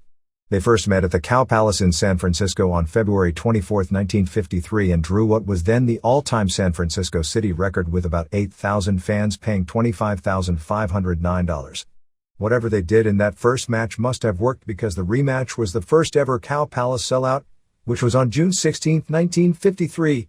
When the two went to a 1-hour draw before 16,487 fans paying $53,339 with Jack Dempsey as the referee, which set the all-time state indoor attendance and gate record for the time, which held up until the 1962 Ray Stevens vs. Pepper Gomez match. The more famous match on March 22, 1955 was the third Thez Nomalini match at the Cow Palace, which drew 12,254 paying $41,601, which was just shy of a sellout. Keep in mind that all these crowds were way beyond the norm since there was no local television of wrestling and a crowd of 5,000 fans in those days was considered huge. Nomalini wrestled for 4 months, billed in some circles as the world heavyweight champion because of the DQ win over Thez. The referee they did the injury angle with was Mike Mazurki, a longtime wrestler who, as his wrestling career was waning down, became a well-known actor. It was actually this match that finalized the title not being able to change hands via DQ rule that is now commonplace in wrestling. So from a historical perspective, this was one of the more important matches ever. There had been incidents of champions losing on DQ and keeping their titles in the 30s in some jurisdictions, such as the Battle of the Bite in 1931, a match where Dave Levin beat champ Ali Baba in 1936, but there was no hard and fast rule until after the NWA made the ruling that Thez was still champion after this match took place. Levin Baba actually caused a title split as promoters did recognize Levin in many places because of the win, others recognized Baba, and others vacated the title. Shandor Sabo's National Wrestling Association title win over Bronco Nagurski on June 5, 1941 in St. Louis was via DQ. Whipper Watson's February 21, 1947 win over Bill Longson for the same NWA title in St. Louis was also via DQ. There were no hard and fast rules regarding title changes via DQ. Promoters just did what they wanted. Because of that, many recognized Nomalini as the real champion based on ex post facto impositioning of the rule, which came into effect based on the ruling from this match. The St. Louis match, arranged by Sam Mushnick because of the dispute, even though Nomalini was not a star in St. Louis, was on July 15, 1955 and drew 7,319 fans, which was a below-average crowd for a world title match in St. Louis during that period. For the match where Thez pinned Nomalini in a best-of-3 fall match to end the dispute over who the real world champion was, just before Nomalini was headed to training camp for the 49ers, so one could say he did the right thing as opposed to using his football stardom as a way to claim he still should be champion throughout the season. It was the right thing for business for him to end the controversy before going back to football. But they did a finish that led to a scheduled return match on March 23, 1956 in St. Louis. However, 8 days earlier, Thez lost the title via count out, which was still allowable for a title change in the NWA in those days, to Whipper Billy Watson in Toronto. In Watson's first defense in St. Louis, he picked up the Thez booking and defeated Nomalini. During the period Thez wasn't champion, they didn't even bother to book Nomalini to challenge Watson for the title in San Francisco. Thez and Nomalini came back to San Francisco on June 21, 1957 at the Cow Palace, which drew a little more than 8,000 for the 60-minute draw. Thez at some point scored a count-out win over Nomalini after the missed flying tackle, although we don't have the date on it. Thez and Nomalini had one more 60 minutes draw on June 28, 1960 at the Cow Palace, which would have been a desperation show by Joe Malsiewicz because Roy Shire would have just gotten area television. Nomalini, in his final year as a wrestler between seasons, did jobs for Ray Stevens, working for Roy Shire in 1962 in San Jose, Sacramento, and Richmond. but they were never booked as a main program at the Cow Palace that year. The appearance of Ric Flair as CEO boosted Nitro's ratings significantly from the record low levels of the previous week. Raw on October 30th drew a 4.97 rating, 4.60 first hour, 5.29 second hour, and a 7.5 share. Nitro drew a 2.52 rating, 2.93 first hour, 2.11 second hour, and a 3.6 share. The combined audience for Wrestling Head-to-Head was 7.9 million viewers. Monday Night Football with the Tennessee Titans vs. Washington Redskins drew a solid 13.71 rating and 23 share.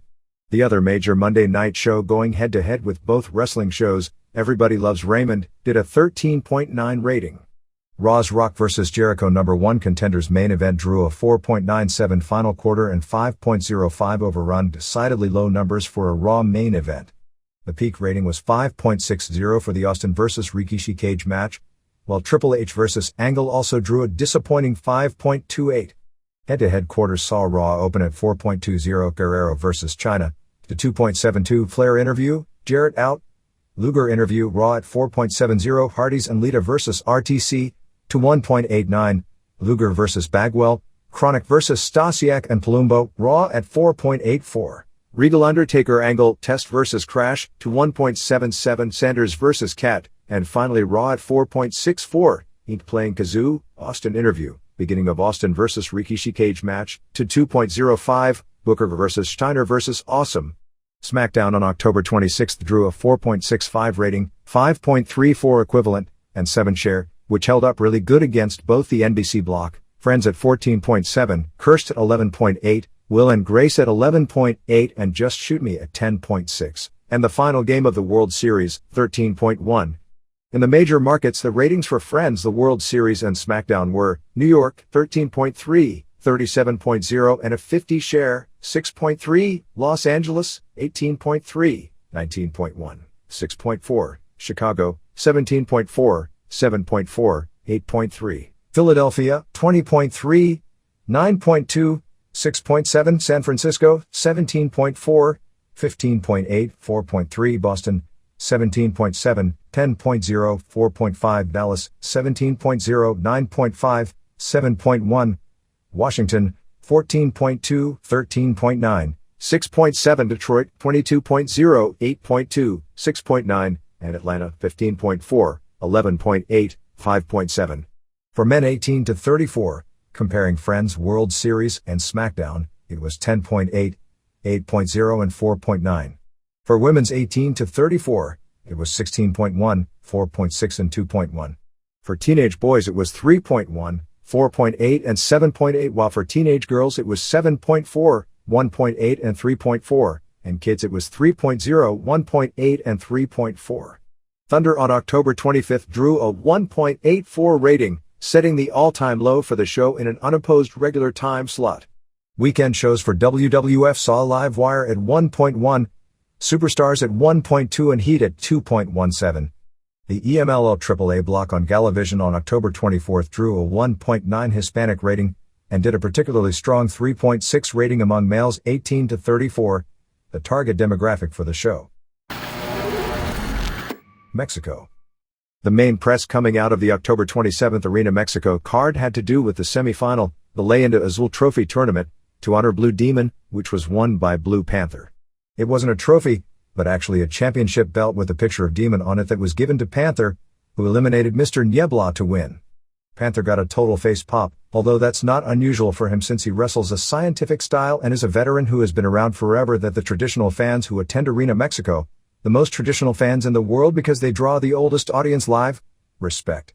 He said that even though he gets cheered, he has no plans to turn face. Demon was at the show to present the belt to Panther. Main event saw Tarzan Boy pin Atlantis after a low blow.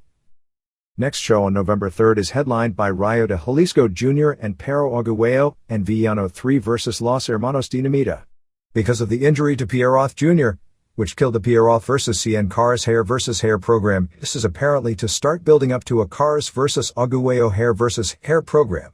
In a really strange deal, even after Tarzan Boy has turned on every Technico for weeks, headlined on October 27 against Atlantis and used a low blow for a finish. He's back as a face on this show, teaming with Emilio Charles Jr. and Gigante Silva against Bestia Salvaje and Shocker and Dr. Wagner Jr. and Apollo Dantes. Tijuana on November 3 has a AAA TV taping with Octagon and Abismo Negro and Sangre Chicana versus Cibernetico and Headhunters on top, plus Heavy Metal and Pero Aguayo Jr. challenging Mexican national tag champs El Texano and Pirata Morgan. Promociones de BC returns with a huge show on November 24 tentatively with Negro Casas and Nicho versus Rey Mysterio Jr. and El Hijo del Santo, plus a triangle match where both losers get their heads shaved with Depredador and The Kiss. Damien and Halloween and Principe Arandu and Calibri as well. Los Infernales defending the CMLL tag titles against La Parca and Super Parca. On November 5 in Monterrey at the AAA TV taping, they are having cage match with Latin Lover and Zorro and Hector and Humberto Garza against Heavy Metal and Pero Aguayo Jr. and Sanguinario and Jerry Estrada, where the last man left in the cage gets his head shaved. El Psicodelico Jr. has jumped from AAA to EMLL and debuted at Arena Coliseo in Mexico City this past week. Scorpio Jr. won February 3, falls from Silver King to retain the IWRG heavyweight title on October 19 in Naucalpan. There is a promotion versus promotion battle running weekly in Monterrey. The local indie group is bringing in the top names from Arena Mexico, plus using La Parca as the main draw, while AAA is countering with a big program headlined by Headhunters and Hater against Oscaris Jr. and Hector Garza, and now Humberto Garza Jr. with Hector out with a legit injury, and Zorro, formerly Jesus Cristobal in WWF and IWA. It's funny because in the rivalry, each group has a psychosis with the indie group using the original and AAA using its version. Garza defeated Toro Irison in a hair versus hair match at the October 27 AAA TV tapings in Veracruz. Cuauhtemoc Torres, who wrestled in the early 70s and 80s under the name Super Machina and worked with all the top names including Mil Mascaras and the original Tiger Mask in Japan, as well as Leono from Los Thundercats, passed away on October 27. I'd guess his age at being in his late 40s. All Japan. Stan Hansen has an autobiography in Japanese that is apparently selling like crazy. I'm told there are no copies available anywhere and there are more printings scheduled. For those who aren't longtime fans, even though Hansen is long past his prime, he is probably the most popular American in the history of Japanese wrestling and has been a headliner dating back to the late 70s. With all the injury problems he's had the past few weeks, they are talking that after Hansen takes the tag team tournament tour off for the first time since he came to the company nearly 2 decades ago, that next year Hansen won't be booked on any complete tours and his schedule would probably be he'd just be flown in as a special guest to work mid-card at the Budokan shows. Johnny Ace at this point is scheduled to be brought back for a special appearance on the Jan. 28th Tokyo Dome show. Pro Wrestling Noah. There will be tournaments to decide the singles, tag team and junior heavyweight titles early next year. Takeshi Rikio will be getting a push starting the November 4 tour with 5 major singles matches. Rikio faces Kenta Kobashi on November 4 at Differ Ariake and Jun Akiyama on November 9 in Chiba. Vader, Richard Slinger and 2 Cold Scorpio will work that tour. New Japan. Minoru Tanaka beat Tatsuhito Takaiwa to win the IWGP Junior title on October 29 at Kobe World Memorial Hall before 7,800 fans via submission in 14:07. In the main event on that show, Kensuke Sasaki pinned Yuji Nagata to keep Sasaki as the top singles wrestler in New Japan going into the Jan. 4th tournament for the IWGP heavyweight belt at the Tokyo Dome. They are setting up a singles junior title match with Tanaka defending against tag team partner Koji Kanemoto. The two hold the IWGP junior tag titles, since Kanemoto beat Jushin Liger with a knee submission in 1645 on the undercard. In the tradition of Japanese sumos and star athletes, Manabu Nakanishi, 33, very publicly announced his wedding this coming January to television actress Noriko Kondo, also 33. It is, for whatever reason, almost traditional that famous athletes marry women who are celebrities themselves. Kondo is the daughter of Akihito Kondo, a former Major League Baseball player and manager of the Taiyo Whales. The lineup for the G1 Climax Tag Team Tournament, which takes place this month, ending on November 30 in Hiroshima, will be Sasaki and Shiro Koshinaka, so the angle where Koshinaka has jumped from New Japan to All Japan to help give some depth to the All Japan side for the feud has already been dropped. Takashi Iizuka and Nagata, Nakanishi and Yutaka Yoshi, Super Strong Machine, Junji Hirata and Jushin Liger, Masahiro Chono and Scott Norton, Team 2000 Machines number 1 and number 2, presumably Tatsutoshi Goto and Michiyoshi Ohara, and IWGP Tag Team Champion Satoshi Kojima and Hiroyoshi Tenzan. From the originally announced lineup, the Machines team and the Liger team were added and Koshinaka replaces Shinya Hashimoto as Sasaki's partner. The angle is that Hashimoto is forming his own promotion away from New Japan due to a dispute with management to come back later and feud with New Japan. The current plan seems to be for Hashimoto to return either on the December 14th pay-per-view show from Osaka, which is the last big show of the year, or save it for the Jan. 4th Tokyo Dome. Since Onita is running angles in All Japan and Pride, he's got a bit of a New Japan one as well. Onita is transferring from Meikai College to Meiji College, studying economics. Onita passed the oral board on October 21st to transfer. Meiji College is important since Seiji Sakaguchi, Naoya Ogawa and Masa Saito all graduated from there and many TV Asahi execs from the 70s were from there. Sakaguchi's power in the company and influence on the history of Japanese wrestling has much to do with college classmates and power in the TV network and the relations from that. Most feel Onita is switching colleges to build a future storyline with New Japan. Kanemoto and Tanaka will defend the IWGP Junior Tag titles on December 2nd in Tokushima against Takaiwa and Kendo Kashin. October 14th TV was more from the Tokyo Dome, airing 2 matches, both of which had already aired 5 days earlier. They aired more of the Mr. T and Chono vs. Koshinaka and Fuchi match, which was just as dead the second time shown in a little more lengthy form. They also aired the complete Sasaki Kawada match, although the entire match had already aired.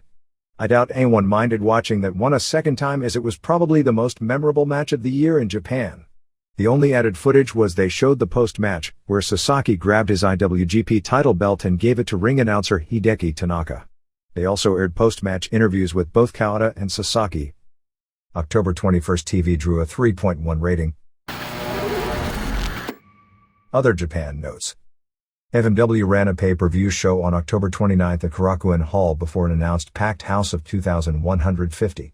The big angle involved Mr. Ganasuke, who in storyline was fired by president/owner Shoichi Arai. Ganasuke showed up and destroyed the TV announcer's car.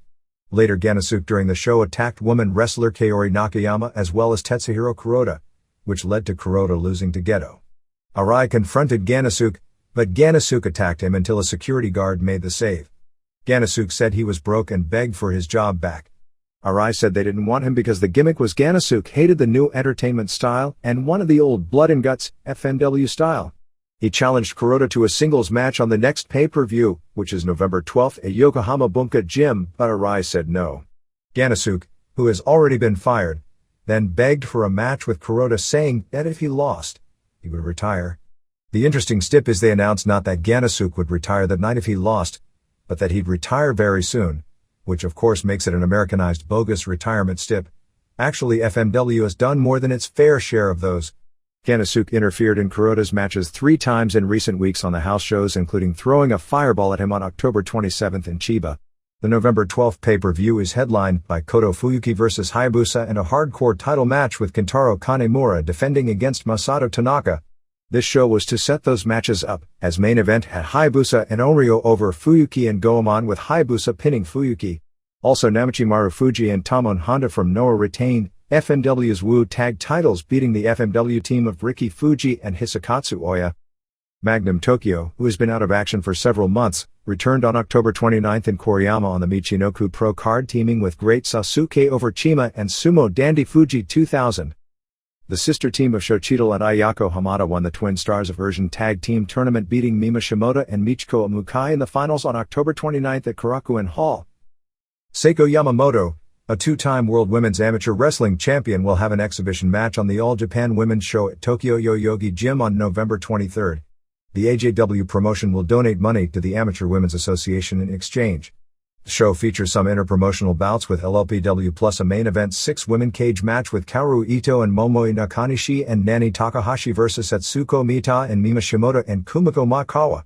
Also Yumiko Hata and Manami Toyota vs. LLPW Shinobu Kondori and Norio Tadano and Tomoko Watanabe and Ko Nomi vs. LLPW's Takako Inoue and Eagle Sawai. In the dressing room after his match on October 31st at the Pride Show, Alexander Otsuka issued a challenge to Giant Ochiai, who fought on the August 27th Pride pay-per-view show, for a pro wrestling match on the November 26th Battle Arts Big Show at Tokyo Komazawa Olympic Park Gym. Ochiai is well known for having this giant Meng-like afro which, quite frankly, is all he really has. Otsuka said that if he wins, Ochiai would have to shave his head, but if Ochiai loses, then Otsuka would have to agree to grow hair. October 19, Coliseo TV show drew a 1.8 rating. Here and there. Bret Hart taped a retirement interview on October 27 for TSN's Off the Record on the same day China did a one-on-one. The China show air date is November 2nd and Hart air date is November 3rd.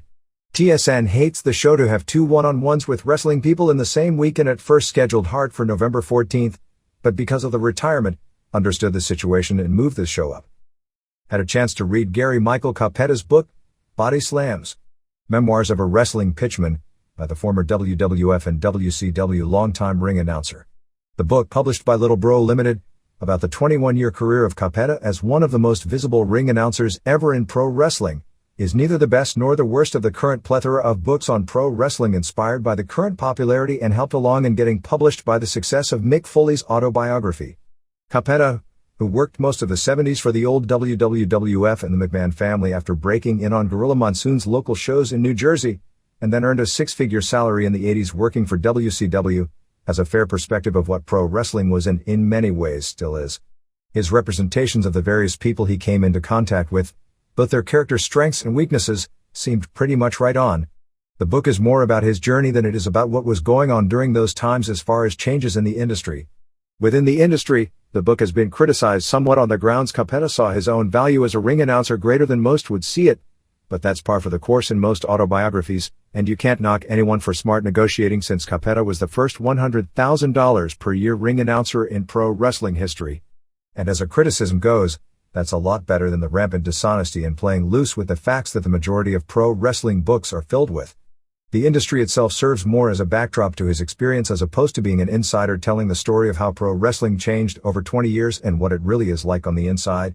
Really, while the book promises insight and scandalous stories, it only touches on most. But the historical accuracy of the book is high. I wouldn't rate the book ahead of either Mick Foley or Tom Billington's books, which are generally considered the standards of the best of the recent spate of books. Still, Capetta doesn't ignore the drug issue, which was the main criticism of Foley's book, but doesn't dwell on it either any more than revealing that some of the wrestlers use steroids and abuse alcohol. But there is certainly not the level of storytelling or depth of discussion of what pro wrestling is that made the Foley book so fascinating and a must-read. While Billington's book was more honest about the drug issue, Billington was also heavily involved in that scene whereas Capetta seemingly stayed to himself on the road largely away from it. Capetta did understand the concept of the seduction of the industry and perhaps the best thing was, and someone who was partly an outsider and partly an insider, he understood the part of the character of many wrestlers who couldn't let go of the con man mentality that the business had bred into them, in particular Abdullah the Butcher, and touched on the corporate games played by promoters. Actually, since he worked in WCW and knew a lot of what was going on behind the scenes, it was somewhat disappointing that we really only got a bare bones as to the backstage politics that went on and addressed the ears of Jim Herd, Kip Frey, and Bill Watts. While we learned he at one point befriended Art Barr, who died at 28, there is no mention of the pattern of early wrestler deaths. Billington and Foley never addressed the seduction aspect of pro wrestling in any detail, probably because both were so caught up in it themselves, as evidenced by their willingness to abuse their bodies far beyond the realm of sanity for the sake of art, both for big money and for no money. Capetta was an insider to an extent, but not really a participant in the ring, so he was probably able to have more of an even perspective on what was going on around him, which, when it came to aspects like politics of people being held back, holding onto their spots through manipulation, cutting each other throats for power and losing their own selves to their gimmick selves, he was close enough to see it happen and understand why, but not so inside as to be warped greatly by it himself. In 300 pages, subjects like this, just touched upon, were the most disappointing to me that there wasn't more on. It was certainly more honest than the fluff books about there like Dwayne Johnson's, the books from guys who put themselves over ad nauseum, or some of the quickie paperbacks by authors who seemingly learned their often fabricated histories of pro wrestling by reading the pages of Pro Wrestling Illustrated and some inaccurate mainstream magazine and newspaper clippings with the McMahon/Hogan version The Creation of the World on the Eighth Day. Steve Allen, the famous comedian, singer, actor, and TV host who passed away on October 30th at the age of 78, was someone who had crossed paths with pro wrestling numerous times in his life. Most recently, Allen, as one of the leading spokesmen for the PTC, has appeared in literature and many newspaper ads protesting against violence and sexual content on television shows, particularly those aimed at children, and one of his leading targets was WWF SmackDown. Allen was instrumental in many companies pulling ads from SmackDown. Early in his television career, Allen worked as a TV wrestling announcer for one of the major network primetime shows in the early 50s. Allen never took wrestling seriously in his commentary. Old tapes of Allen commentary would reveal an Ed Whalen style, but far worse. At about that time he was the creator and first host of The Tonight Show. In 1990 Allen appeared at WrestleMania VI at the Toronto Skydome. At one point Allen was listed in the Guinness Book of World Records as the most prolific composer of modern times, having written more than 6,000 songs as well as 48 books. The movie Gia Girls, about a young woman breaking into Japanese women's wrestling, placed second for the Silver Hugo Award for Best Documentary at the recent Chicago International Film Festival. The movie will premiere in New York shortly as part of the Margaret Mead Film Festival, which is the largest documentary film festival in the U.S. Walker, Texas Ranger on October 27 ran a show based very loosely on the death of Owen Hart. It was about a wrestler, in costume, who fell from the ceiling, although in this case it was ordered by a rich, ruthless promoter trying to muscle in on the territory of a kind, older promoter played by Ernest Borgnine. The representations of a far more evil version of Vince McMahon and of Stu Hart couldn't be missed. The episode wasn't very good. I never watched Over the Edge again after zipping through the tape once just to make sure the facts were correct, and I'm sure a lot of people never did again for the same reason. I was shocked at the reaction I had watching the scene, because I knew what the story was based on and knew what the scene was, where the wrestler fell from the ceiling, because it brought a lot of concealed memories back to the forefront, and it was terribly depressing on many levels. Friends of Hulk Hogan and other front office types not in wrestling currently that have a background with him have been given the cue to be ready for a possible big announcement in March. Scott Hall was arrested again on October 26 while at a child custody hearing in Sanford, Florida, on a probation violation. This was of the 1998 case in Orlando, Florida, where he plea bargained down to probation for keying a $65,000 limo parked outside a strip club. This was 3 weeks after he had done something similar to a car that several of the Mexican wrestlers had rented while on the road. Hall was surprised by the owner of the limo who, at the hearing, brought up that Hall had violated his probation because he had until April of 2000 to complete his community service on the conviction for pool cleaning, and had failed to do so. Hall, who split up again with wife Dana, had filed for sole custody of their 2 children, Cody, 9, and Cassidy, 5, claiming Dana was emotionally and mentally unstable and an unfit parent. After the owner of the limo came and Hall was arrested, the hearing was postponed until next week. Dana Hill has had 2 contempt of court charges against her for refusing to give Scott visitation rights in the wake of their most recent split-up. There are negotiations going on, which aren't completed, for the EMLL's year-end show on December 15 from Arena, Mexico to air as a live pay-per-view in the United States, which would be the first lucha pay-per-view since the 1994 When Worlds Collide show and the first ever emanating from Mexico. At this point, the plan is for the commentary to only be done in Espanol. The Sydney, Australia Superstars of Wrestling pay-per-view taped some months back will air not only in Canada, but throughout the United States and even in Mexico on pay-per-view on December 1st. It's the show headlined by Curt Hennig versus Dennis Rodman, featuring a double countout finish because Rodman refused, seriously, to do the job, and some other matches including Tatanka versus One Man Gang and Road Warriors versus Public Enemy. Based on the description of the show we've heard from those who saw it live, the show had good heat because Australians were starved for American live wrestling. This was taped before the WCW tour, but wrestling-wise was described as this year's version of the Heroes of Wrestling show, making the worst WCW shows look good in comparison. Juventud Guerrera returned to the ring over the weekend working for the IWA in Puerto Rico. He's hoping to get a job in the WWF, or if not, be on his best behavior for a little while and hoping to get rehired by WCW. At least at the present time, because of what happened in Australia, it is believed WWF won't take a chance on him as he has gone through his friends in the company trying to get hired on. Yoshihiro Tajiri and Super Crazy were also brought in for the weekend, which culminated in a 4-way match as the finals of a tournament to crown the first IWA heavyweight champion, with Glamour Boy Shane winning over Nuevo Gran Apollo, Miguel Perez and Ricky Banderas on October 28. Psicosis wasn't there. Crowds for the first 2 nights were only a few hundred, but they did about 1,500 for the finals. Bret Sanders, who is an IWA regular, is a Chicago native who is the younger brother of Christopher Daniels. Ricky Steamboat, 47, made an appearance on the Heartland Wrestling Association show on October 27 in Rising Sun, Indiana. Steamboat, one of the greatest in-ring performers of all time, who retired from wrestling after suffering a career-ending back injury in a match with Steve Austin in 1994, did an early interview. which was interrupted by manager Brock Guffman of the A Squad. This led to the main event where Steamboat did his crossbody off the top finisher of a squad member Chet Yablonski, causing Anthony McMurphy and Cody Hawk to win the main event. The Urban Wrestling Group on the air is the same concept, but not run by the same group that originally got a lot of pub a few months back with the Urban Wrestling Federation idea. The concept came from PPI Entertainment, who has some interest still in developing the concept, but having nothing to do with this group. PPI couldn't get the funding to do the idea the way they envisioned it, so the current ownership group is doing a scaled-down version. PPI still has interest, if it can get the funding, in doing the project.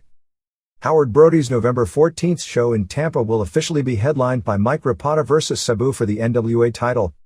Border City Wrestling is doing benefit shows for the family of Doug Chevalier, an area wrestler who passed away earlier this year, on November 29th in Detroit and November 30th in Old Castle, ONT, near Windsor. On the latter show, Jerry Lynn and Rhino will headline. Nick Dinsmore beat Rob Conway to win the OVW title on the October 25th TV tapings in Jeffersonville, Indiana. They also had a dark match with NCAA champion Brock Lesnar going against UFC vet Ron Waterman. Considering they are two guys with only a few matches each under their belt, there was probably little you could expect. Lesnar was put over, for whatever at this stage of each's respective career, that is worth. They are also building up a feud with Big Show versus Russ McCulloch, who is a larger and less charismatic version of Kevin Nash. Ted DiBiase and Nikita Koloff are promoting religion by doing wrestling matches against one another on shows called Wrestling Against the Darkness. Dusty Rhodes promoted his first Turnbuckle Championship Wrestling TV taping on October 28 in Warner Robins, Georgia. Dusty Rhodes NC Ron Studd, Ron Race, in one of the feature matches, as well as Barry Windham winning the TCW title from Ray Glacier Lloyd in another. The major angle was Bobby Eaton turning on Ricky Morton in a tag team match against Eric Watts and Chad Fortune. Scotty Anton from ECW worked the taping. MMA. The line between pro wrestling and MMA grew a lot less recognizable as Dream Stage Entertainment ran an angle on October 29 to set up the bizarre match with Atsushi Onita vs. Antonio Inoki. Onita came to the Pride office to meet with promoter Naoto Morishita and issued the challenge to meet Inoki, who retired as an active pro wrestler in 1998. Morishita said that Pride would not promote Onita's trademark explosive barbed wire match, but they would promote an Inoki vs. Onita match under Pride rules. Onita said that he needed to retire and that his final match would be against Inoki. However, it is considered a given in Japan that Onita won't retire, but would wrestle more for XPW in the US. Inoki never addressed the challenge when he did an interview before the fans on the October 31st pay-per-view, but did backstage to reporters, basically saying that he was retired. Onita on November 1st told reporters that he still wanted the match with Inoki, and rumor has it he'll appear at the December 31st Osaka Dome show to work the program. UFC apparently has pulled the November 17th Atlantic City show out with a main event of Kevin Randleman vs. Randy Couture for the UFC heavyweight title. That was the original plan, until Randleman pulled out. They tried to get Pedro Rizzo, but he wouldn't take the fight on such short notice. Finally, with 3 weeks to spare, they convinced Randleman to take the match. The other matches on the show are John Lewis vs. Jens Pulver, which should be a very competitive matchup of 160-pounders, Chuck Liddell vs. Jeff Monson. Liddell is an underrated fighter as he's a strong kickboxer who can keep a match standing with his wrestling ability, while Monson is considered very strong at controlling on the ground. Gonbagi vs. Josh Barnett, who tapped out Dan Severn a few months back. Maurice Smith vs. Renato Babalu, a very successful fighter in rings who should be the favorite against Smith, plus 3 more matches. Although no contracts have been signed, it appears that Frank Shamrock will do an MMA rules match on the K1 Tokyo Dome show, which will feature the annual Grand Prix finals on December 10th. His opponent has not been named, but it won't be Sakuraba. It appears the idea is to try and expose Shamrock before the largest viewing audience possible, and the K1 Grand Prix is the biggest show of the year as far as sports entertainment on television in Japan, to make him into a more mainstream name and thus enable he and Sakuraba to be able to be a money match. Shamrock is a star to the insider MMA fans in Japan, but that doesn't constitute mainstream drawing power. Sakuraba has been able to headline shows against the Gracies, but the Gracies have more drawing power in Japan due to Legend and Japan vs. Brazil program. That drama isn't there because Japan vs. USA isn't a big MMA program, and Shamrock to the hardcore fans is considered almost as if he's Japanese since he's originally Japanese trained and Japanese bred in the early Pancrase days. Brian Madden, 42, an MMA promoter of the Submission Fighting Championships in Illinois, passed away this past week due to an asthma attack. There is a controversy in Illinois regarding the promotion of MMA. Pat Lewandowski, the longtime boxing promoter, put on a card billed as Pancration Fighting on April 29, and after viewing the tape, the Illinois Department of Professional Regulation has ordered him to stop promoting and hosting illegal ultimate fights. Illinois banned ultimate fighting in 1996. Lewandowski claims the law banning it is vague and plans to appeal the ruling. Investigators visited the show and claimed they observed 6 ultimate fighting matches. They also purchased a tape of the show. Sean Curtin, the chief of general enforcement for the agency, said he watched half the tape and found no violations of the law and turned it over to the lawyers, who watched the rest of the tape and claimed they saw ultimate fighting, fighters with no gloves punching and kicking on their feet and on the ground. Curtin said, "It was not a form of martial arts whatsoever. It was very amateuristic." Also, Curtin said that if the fighters had been wearing gloves and if they weren't paid, then it wouldn't be a violation of state law. Satoru Sayama's Seikendo promotion and Pancrase are going to do a shoot inter-promotional angle. Seikendo fighters will work inter-promotional matches on the Pancrase December 4th show at Budokan Hall and December 9th in Aomori, and in exchange, Pancrase wrestlers will be working on the Seikendo show on December 17th at Differ Ariake. Sayama has Differ Ariake booked for monthly shows starting in December. It should be noted that Seikendo and Pancrase fight under different rules, in that Seikendo, also called Ultimate Boxing, doesn't allow submissions, while in Pancrase, submissions play a big part. Pancrase ran on October 31st at Korakuen Hall with Murillo Bustamante winning a unanimous 15 minutes decision over Sanae Kikuta in the main event. ECW. Paul Heyman and Terry Brunk Sabu have a court date settled for this month on the Heyman's breach of contract lawsuit against Brunk, and Brunk's attempt to free himself from his ECW contract.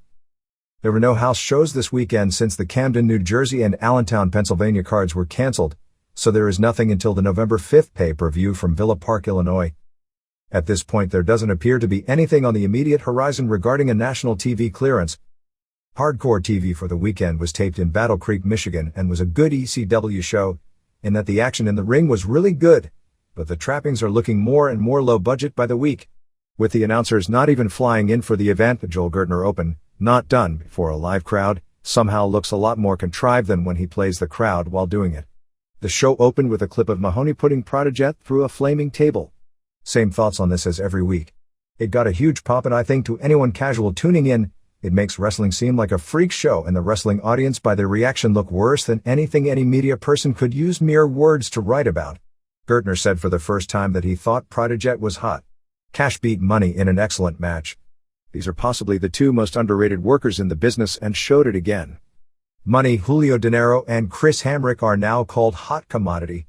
Cash, who pulled out all kinds of great moves in this match, even juiced from chain shots and survived numerous near falls before winning with his moneymaker, a double arm pile driver. De Niro and Hamrick joined Money in beating on Cash afterwards until Spike Dudley made the save. Diamond beat Nova after hitting him with the cell phone that got involved when Nova stopped both Lou E. dangerously and Chris Chetty from interfering, plus a fast count by heel ref Danny Daniels. Two major complaints here. 1, because the production is so bad with the faraway shots, Cash, Lynn and Nova from behind all look almost the same. There is no way in the same company you should have 3 wrestlers, particularly when one is the world champion, all looking so similar. 2 need a makeover. The other is the heel ref gimmick has been so overdone that while it gets heat, at this point it gets the kind of heat that leads to the great ratings increases WCW has been doing of late. If people think the match they are paying money for is going to be all BS, they aren't going to pay money long-term for it. They will short-term get jacked over the excitement of the heel ref deal, but it's now a cliche that just makes people react negatively. Match was a lucha-style match. They did a weird angle where Spike was taking a piss in a stall. Hamrick challenged him to a fight. Spike broke a bottle against the wall and accepted the fight, and Hamrick backed out. During and Roadkill beat Phoenix and Chris Kruger from Shawn Michaels' School. Oz, another character from Michaels' School, getting his name as a rib on Kevin Nash's brief character in WCW, interfered freely. Basic TV squash match with During and Roadkill looking impressive. Kruger, who reminds me of Jimmy Del Rey when he first broke in, looked to have potential in the ring. They did an interview basically putting Dangerously as Chetty's manager and Diamond having a problem with it. Main event was Corino over Anderson in a number 1 contenders rematch. Anderson put victory through a table. Corino accidentally superkicked Dawn Marie when heel ref Daniels moved. HC Lock attacked Daniels and then Corino won with a swinging neckbreaker, which they call the old school expulsion. After the match, Credible started caning Corino and laid him out. New Jack made a brief save until Rhino cut him off. This set up Jack and Corino versus Credible and Rhino for the next TV. Several interviews followed, basically with Francine telling Credible he's not getting anything until he gets the belt back. WCW. There is nothing concrete new regarding the potential sale of the company. Because nothing is new, rumors flew like crazy over the past week regarding WWF having pulled out and the like, although Linda McMahon on October 25th for the first time of any official with the WWF acknowledged publicly that her company was looking into buying WCW. Reports indicate nothing substantial in regards to major progress was made in the past week, with the same sticking points seemingly remaining. Nitro on October 30th in Irvine, California was really sad. Because the crowd was so tiny, it came off worse than an indie show, particularly in the Stars ring entrances to no response. Jindrak and O'Haire beat Mysterio Jr. and Kidman to keep the tag titles when Disco gave Kidman the stunner and Jindrak pinned him. Real good match. Jindrak and O'Haire have tons of potential, and in the generally depressing state of WCW, it's good to see that Kidman and Mysterio Jr. still always put on entertaining matches. Conan had great one-liners. Reno beat Kiwi in a hardcore title match when most of the NBTs interfered. Rection did an interview. They really tried hard here. You have to give them that. Everyone knows Rection as US champ is a stretch, but they made that part of the storyline, and even played into the Buff Bagwell interview on the internet with Rection saying he did it for all the C-level guys like himself and named a bunch of them. Most of the crew came out, including backstage people, jobbers, and clapped for Rection. The wrestlers on the stage clapped much louder than the crowd did. If this had happened in a city where they had fans clapping, it could have been really good, but with nobody there, it came off like parents at a sparsely filled high school auditorium after a play. Booker and Goldberg came out and Goldberg thanked him, calling him Hugh Morris and not General Rection, for being the man who started his streak. Storm was on the screen to set up a match for the November 29th Mayhem pay-per-view in Milwaukee. David Flair did an interview with a piece of paper he hadn't read which said Buff wasn't the father. M.I. Smooth talked about that David misinterpreted what he told him and challenged David to a match. David said no. Of course they then had the match with Smooth winning with a full Nelson drop. Jimmy Hart issued a challenge to DJs all over the world to wrestle him on Nitro, claiming he was the man who knocked out Andy Kaufman. Wasn't that Jerry Lawler? Hart transformed himself into his 1982 persona, which led to Madden asking if that was a tape sent in from Memphis. Madden is really hilarious to people who remember regional wrestling, and judging by the latest demos of Nitro, they may not be giving the audience what they want, but the historical references may actually be stuff they understand. Boogie Nights came out to the most total lack of reaction on a wrestling show all year. Goldberg came and then threw both of them out of the ring. Shouldn't that count as 2 more wins? Sanders did an interview announcing Steiner, who basically threatened to kill him if he wasn't put in the main event, would be in the main event. Ric Flair came out as the new CEO.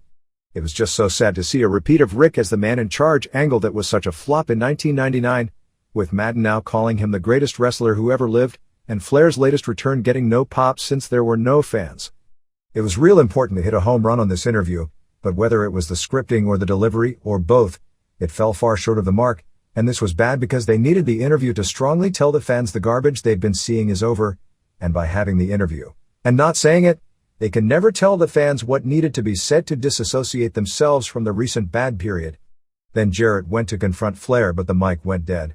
WCW needed to do something to tell the fans that the garbage was over and things were turning around, and Flair sort of tried to say it, but I think based on what needed to be said, this segment fell terribly short of its mark.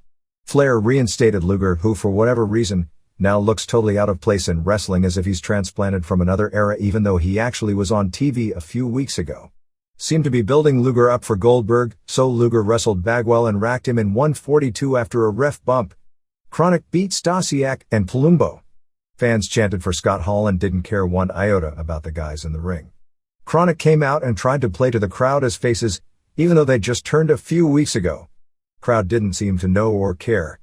Didn't Sanders have Chronic hired for protection, so why would they wrestle Stasiak and Palumbo? Nash was at ringside. He was actually told not to do any more promos about Hall, so he just slyly asked what was being chanted and nobody would say anything. Stasiak walked off. Palumbo actually did some very impressive moves before getting pinned after the high times. Cat pinned Sanders with the feliner. Backstage, Shane Douglas gave Ms. Jones a backbreaker to set up Cat vs. Douglas as a program. Main event was a three-way with Booker, Steiner and Awesome, ending when T pinned Awesome after the Uranage in 8:09. T challenged Steiner again after the match. Some Thunder highlights. 3-count T's dissension before the match, then beat Young Dragons with a double turn. 3-count booed Evan Courageous out, and then the Dragons turned on Jamie San, unmasked him, and revealed that he wasn't even Japanese. Mysterio Jr. and Kidman beat Boogie Nights. Stasiak was supposed to wrestle Palumbo. Match never took place because Palumbo was attacked backstage. I think the storyline at this point is that Chronic did it. The belief, believe it or not, on this entire angle is that Stasiak has major star capabilities. Maybe he does. We'll see. Skipper pinned Loco after hitting him with a CFL ring. Wall pinned Meng after a choke slam. Meng was the hitman hired by Storm, who then got mad at Meng, but Meng came back and gave Storm the Tongan death grip. Storm still came back to beat Smiley with the half crab. Storm himself on his website apologized to his fans, even before this match aired, for the quality of the match, which has to be something of a first. Bigelow pinned Crowbar after the greetings. Bigelow was actually brought into job for Goldberg quick in the winning streak gimmick, but for whatever reason Goldberg didn't wrestle, apparently being injured. Sting and Awesome beat Vampiro and Jarrett, when Awesome pinned Vampiro after an Awesome bomb. The Vegas and Irvine shows were described as it seeming like much of the crew, both the wrestlers and backstage people, had mentally quit due to working with no answers and no long-term direction. Buff Bagwell did an interview before the pay-per-view with Alex Merves on WrestlingObserver.com, which is sure to cause a lot of controversy due to the pointed remarks and also the appraisal of where he and others stand as far as being top talent. He ripped on Vince Russo, saying his tenure has broken everyone down, noting in particular Luger, Page and himself. He complained about the WCW fining system for wrestlers showing up late. Just a few days before the match, he said he had no idea what a DNA match is and that he's never been so confused about wrestling in his entire life. He said that he missed out on a big raise because he had a neck injury in 1998 when Bischoff was giving out all the big raises. He said Bill Bush was going to give him a raise, but he was fired. Bush actually quit when Bischoff and Russo were brought back in April. He said, "Out of all the A talent, I can say this with confidence. I was the only guy that is up for a raise, definitely underpaid as far as talent goes." He complained about how screwed up the company is, citing that Luger is being paid $1.3 million per year and doing jobs for Hugh Morris. Are you kidding me? Hugh is a great guy and all that, but he's not A talent. I love him to death, but he's never going to draw a dime. We're talking about drawing money, and he's never going to draw a fucking dime. And Luger is putting him over at house shows? Nothing is adding up. I know for a fact that if they try to get me to job for David Flair at Havoc, I'm going to walk out the door. I'm not doing it. These comments no doubt had something to do with the Rection deal on Nitro, and probably Bagwell's quick job to Luger on TV. Regarding his attempt over the summer to go to the WWF, he said that on the New Blood Rising pay-per-view on August 13th, Kanyon was supposed to beat him and take Judy Bagwell as his valet. He said it was Russo's idea, that nobody but Russo liked the idea, but he had no problem doing it even though it wasn't going to help him or hurt him, but he thought it could help or hurt Kanyon by having his mother as his valet. He said he asked Kanyon, "Are you sure you want my mother as your in valet? It's a pretty big deal here. It could help you or it could crush you. It's got to be your call." They agreed to do the angle as planned, and when they got to Vancouver, he was under the impression he would be doing the job and his mother going with Kanyon. That day, he found out he's going over. He said he wanted to lose because it was the only way for the angle to make sense. When he asked why he wasn't losing, they told him plans were changed. Kanyon thought they were going to fire him. So he beat Kanyon and gave David Arquette, who interfered for a $20,000 run-in that meant nothing for the storyline, his finisher. Then, after getting the strong win, Johnny Ace told him he was off the next 2 TVs. He was mad about being taken off TV, so he called his agent saying he wanted a new contract or a release. They told the agent they were thinking of getting rid of him anyway. They agreed to give Bagwell a release, but only if he signed a 30-day non-complete clause. Bagwell turned it down, because 30 days off is $50,000 through his WCW contract. He said that he just figured he'd work till the end of his contract in March, then go to the WWF this coming spring. 2 weeks later, WCW came back and changed their tune, now wanting to renegotiate. He said at this point, he hasn't gotten a raise and there is no chance of renegotiating. Needless to say, Bagwell talking about being A-level talent and talking about other people that can't draw was met with a lot of humor when it came out, and he also apparently did himself no favors when it comes to potential employment with the WWF by his attitude as it pertained to this interview. On the other hand, there is validity to some of his complaints as it regards lack of planning and common sense in the storylines. Goldberg legitimately knocked himself goofy in the Thunder match that aired on October 25th, when he missed the tackle and hit his head on the ring post, and also busted his head open. The situation with Rey Mysterio Jr. and the Tiger that accompanied Scott Steiner to the ring on October 23rd in Little Rock was largely overblown. The Tiger, while in its cage, growled at Mysterio Jr. but there was no danger and he wouldn't have been able to bite him. Mark Madden pulled out of going on the England tour due to his other job hosting a Pittsburgh radio sports call-in show, and will be replaced on the TVs by Mike Tenay. Stevie Ray did the pay-per-view simply because he asked Ed Ferrara if he could, and Ferrara agreed. Scott Hudson was at the show but not used. The decision was made at least a week ahead of time. Ray missed the Monday TV due to a cyst operation. Ray wasn't thrilled with Madden calling Jindrak and her the White Harlem Heat. Hall is now hinting to friends that he's WWF bound and Razor Ramon is returning. Nash wasn't at the pay-per-view because he wasn't booked on the show. The reason he hasn't been working is not so much an injury as simply they don't have anything booked for him. We should have a review of Goldberg's book in a week or two. What I've heard is that he totally buries Scott Hall, and that he ran down Chris Jericho saying that Jericho went into business for himself doing that angle with him and was trying to get over using his name when there were never any plans for the two of them to work a program. The report we got was the book lacked depth when it came to details of his wrestling career, but it's well written overall. Pamela Paulshock's position right now appears to be tenuous. Apparently a woman, who Nash jokingly referred to as looking like Missy Hyatt's mother, who was formerly with the rock group Vixen, was introduced over the weekend to people as the newest interviewer. Whatever happened to Sam Greco, the latest WCW superstar? The original plan, as evidenced by the TV ads for Havoc, was for Sting to return to his 1989 blonde surfer look. Sting for a long time was against the transformation, but now isn't so much against it, but wants it done as part of a climax of a strong storyline instead of being done for no reason. Madden did get some heat from talking about the sale of the company on TV from Australia. The October 30th Nitro/Thunder taping in Irvine, California was the all-time disaster as far as attendance went. There were a total of 1,454 fans in the building, which was 768 paid for $24,896. What was even more embarrassing than the fact the paid was probably the lowest in the history of a Nitro, is that only 33% of the people who had free tickets to the event even bothered to attend. This is not an excuse, because as we've seen from Raw in the same market under the same circumstances that easily sells out, but there is a problem in running a show, at least with a cold product, in the Los Angeles area with the traffic being what it is and starting at 4:30 p.m. on a work day. WWF. Early estimates of the No Mercy pay-per-view on October 22nd for the first match back of Steve Austin appear in the range of 1.35 buy rate, which would be 525,000 to 550,000 buys. Unforgiven looks to be settling in at around 570,000 buys, so there is a slight decrease. The decrease can legitimately be attributed to competing against the World Series. In the strong New York market, No Mercy was down 30% from the previous pay-per-view, while No Mercy was actually at the same level or up in most of the rest of the country. The WWF share of the pay-per-view revenue would be in the $6.76 million range. The pay-per-view drew more buys than the Tyson Galata fight that same weekend, but less money because of the higher price for the boxing show, as the promoter's share of the boxing pay-per-view revenue was about $9.67 million. Pretty hot Raw on October 30th from the Fleet Center in Boston. The wrestling wasn't as good as SmackDown, but the interviews were better. Opened with Chyna saying she's over Guerrero, then having a match where Guerrero won when Richards superkicked Chyna so Guerrero could keep the IC belt.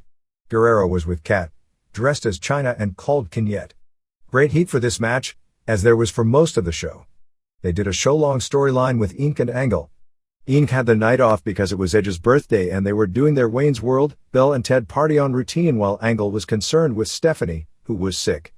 I hope Stephanie isn't pregnant because the other show is already doing a lame Who's the Father deal, and every wrestling pregnancy angle, Beulah never showing, becoming a lesbian for 1 week, and then them forgetting the entire angle. Mae Young, Stacy Keibler, to this point has had a terrible finish. Snow kept giving Lawler presents, wanting Lawler to be his tag partner for a feud with Raven and Taz.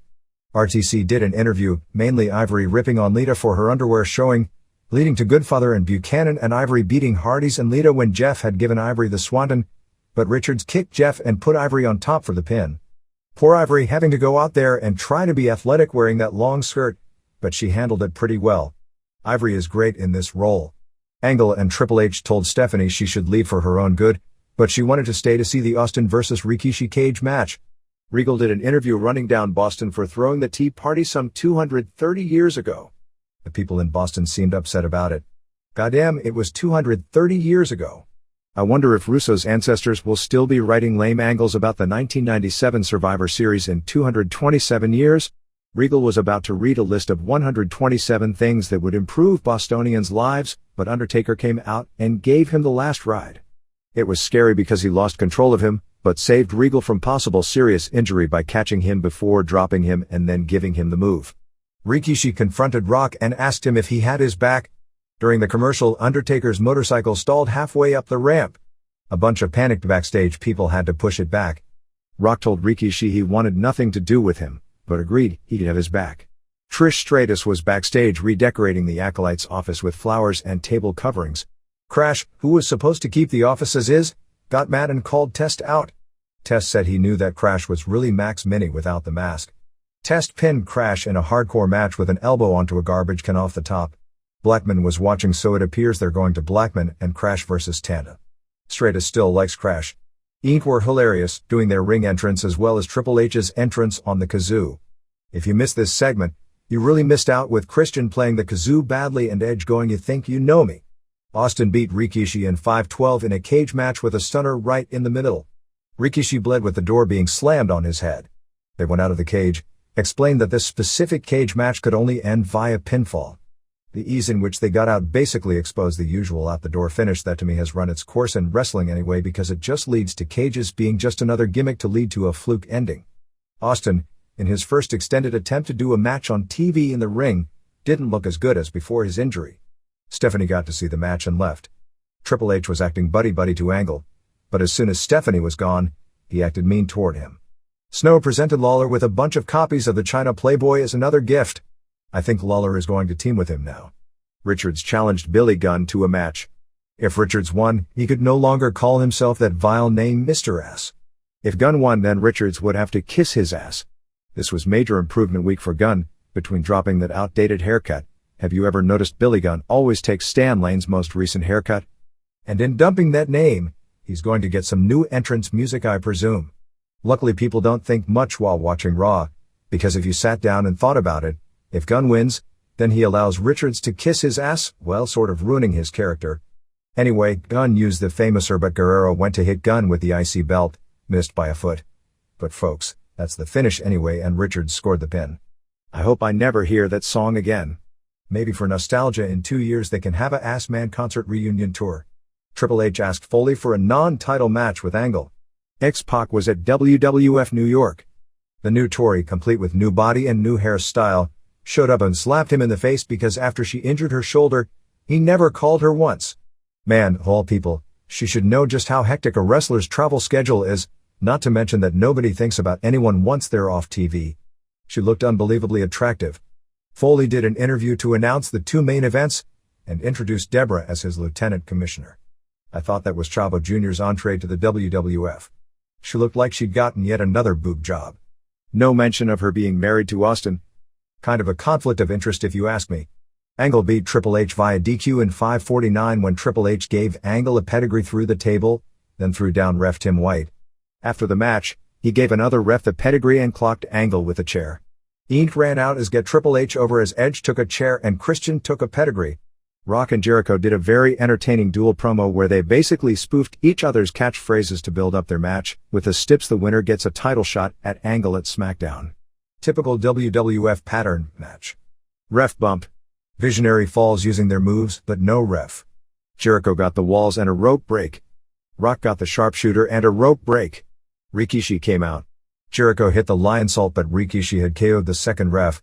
Finally the first ref recovered, but Rock kicked out. Rock got the clean pin with a rock bottom in 7:16.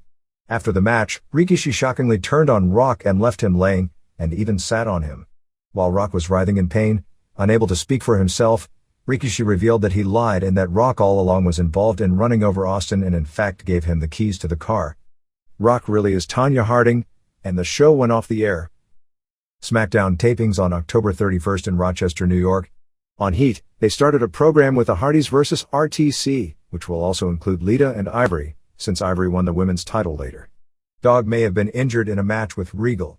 Dog took a neckbreaker badly and it appeared his left hand went numb and turned wild. He needed help from the ref to get to the back. SmackDown opened with Rock calling out Austin. They talked about their past and Austin said he lives by the phrase "don't trust anybody." Rikishi came out and talked about Rock begging him to run Austin over. Angle then came out and tried to talk Rock out of the title match later in the show. Rikishi said he and Angle didn't trust Rock or Austin, and then left. Austin gave Rock a stunner to end the segment, starting the build for their program. Crash challenged both Test and Albert to a handicap match. Blackman interfered to help Crash, hitting Test with the stick and put Crash on top for the pin.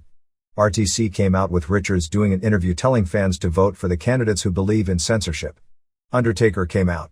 Richards asked him to join the RTC and spoke just before the election telling people not only does he hate the RTC, but he hates the politicians that like the RTC. Undertaker power-bombed him. Ivory won the women's title in a four-way over Lita, Jackie and Stratus when Inc. gave Lita a double-arm DDT allowing Ivory to score the pin. Stratus could have gotten badly hurt after a botched head scissors by Lita, who pulled down the front of her pants to give the crowd a thong shot. Adam Sandler was on, meeting a bunch of wrestlers and not caring, but popping when he met Earl Hebner. Jericho beat Rikishi via DQ when Kane interfered and chokeslammed Jericho. Jericho hit Kane with a chair when he did the run-in, but Kane no-sold it and squashed Jericho anyway. Rikishi bled from the cut open the night before. After the match, Rikishi gave Jericho the bonsai. Chyna and Gunn beat Venus and Guerrero. Chyna pinned Guerrero in a match described as really bad. Gunn is not only no longer Mr. Ass, but they've dumped his hideous ring music. Snow beat Taz in a quick match.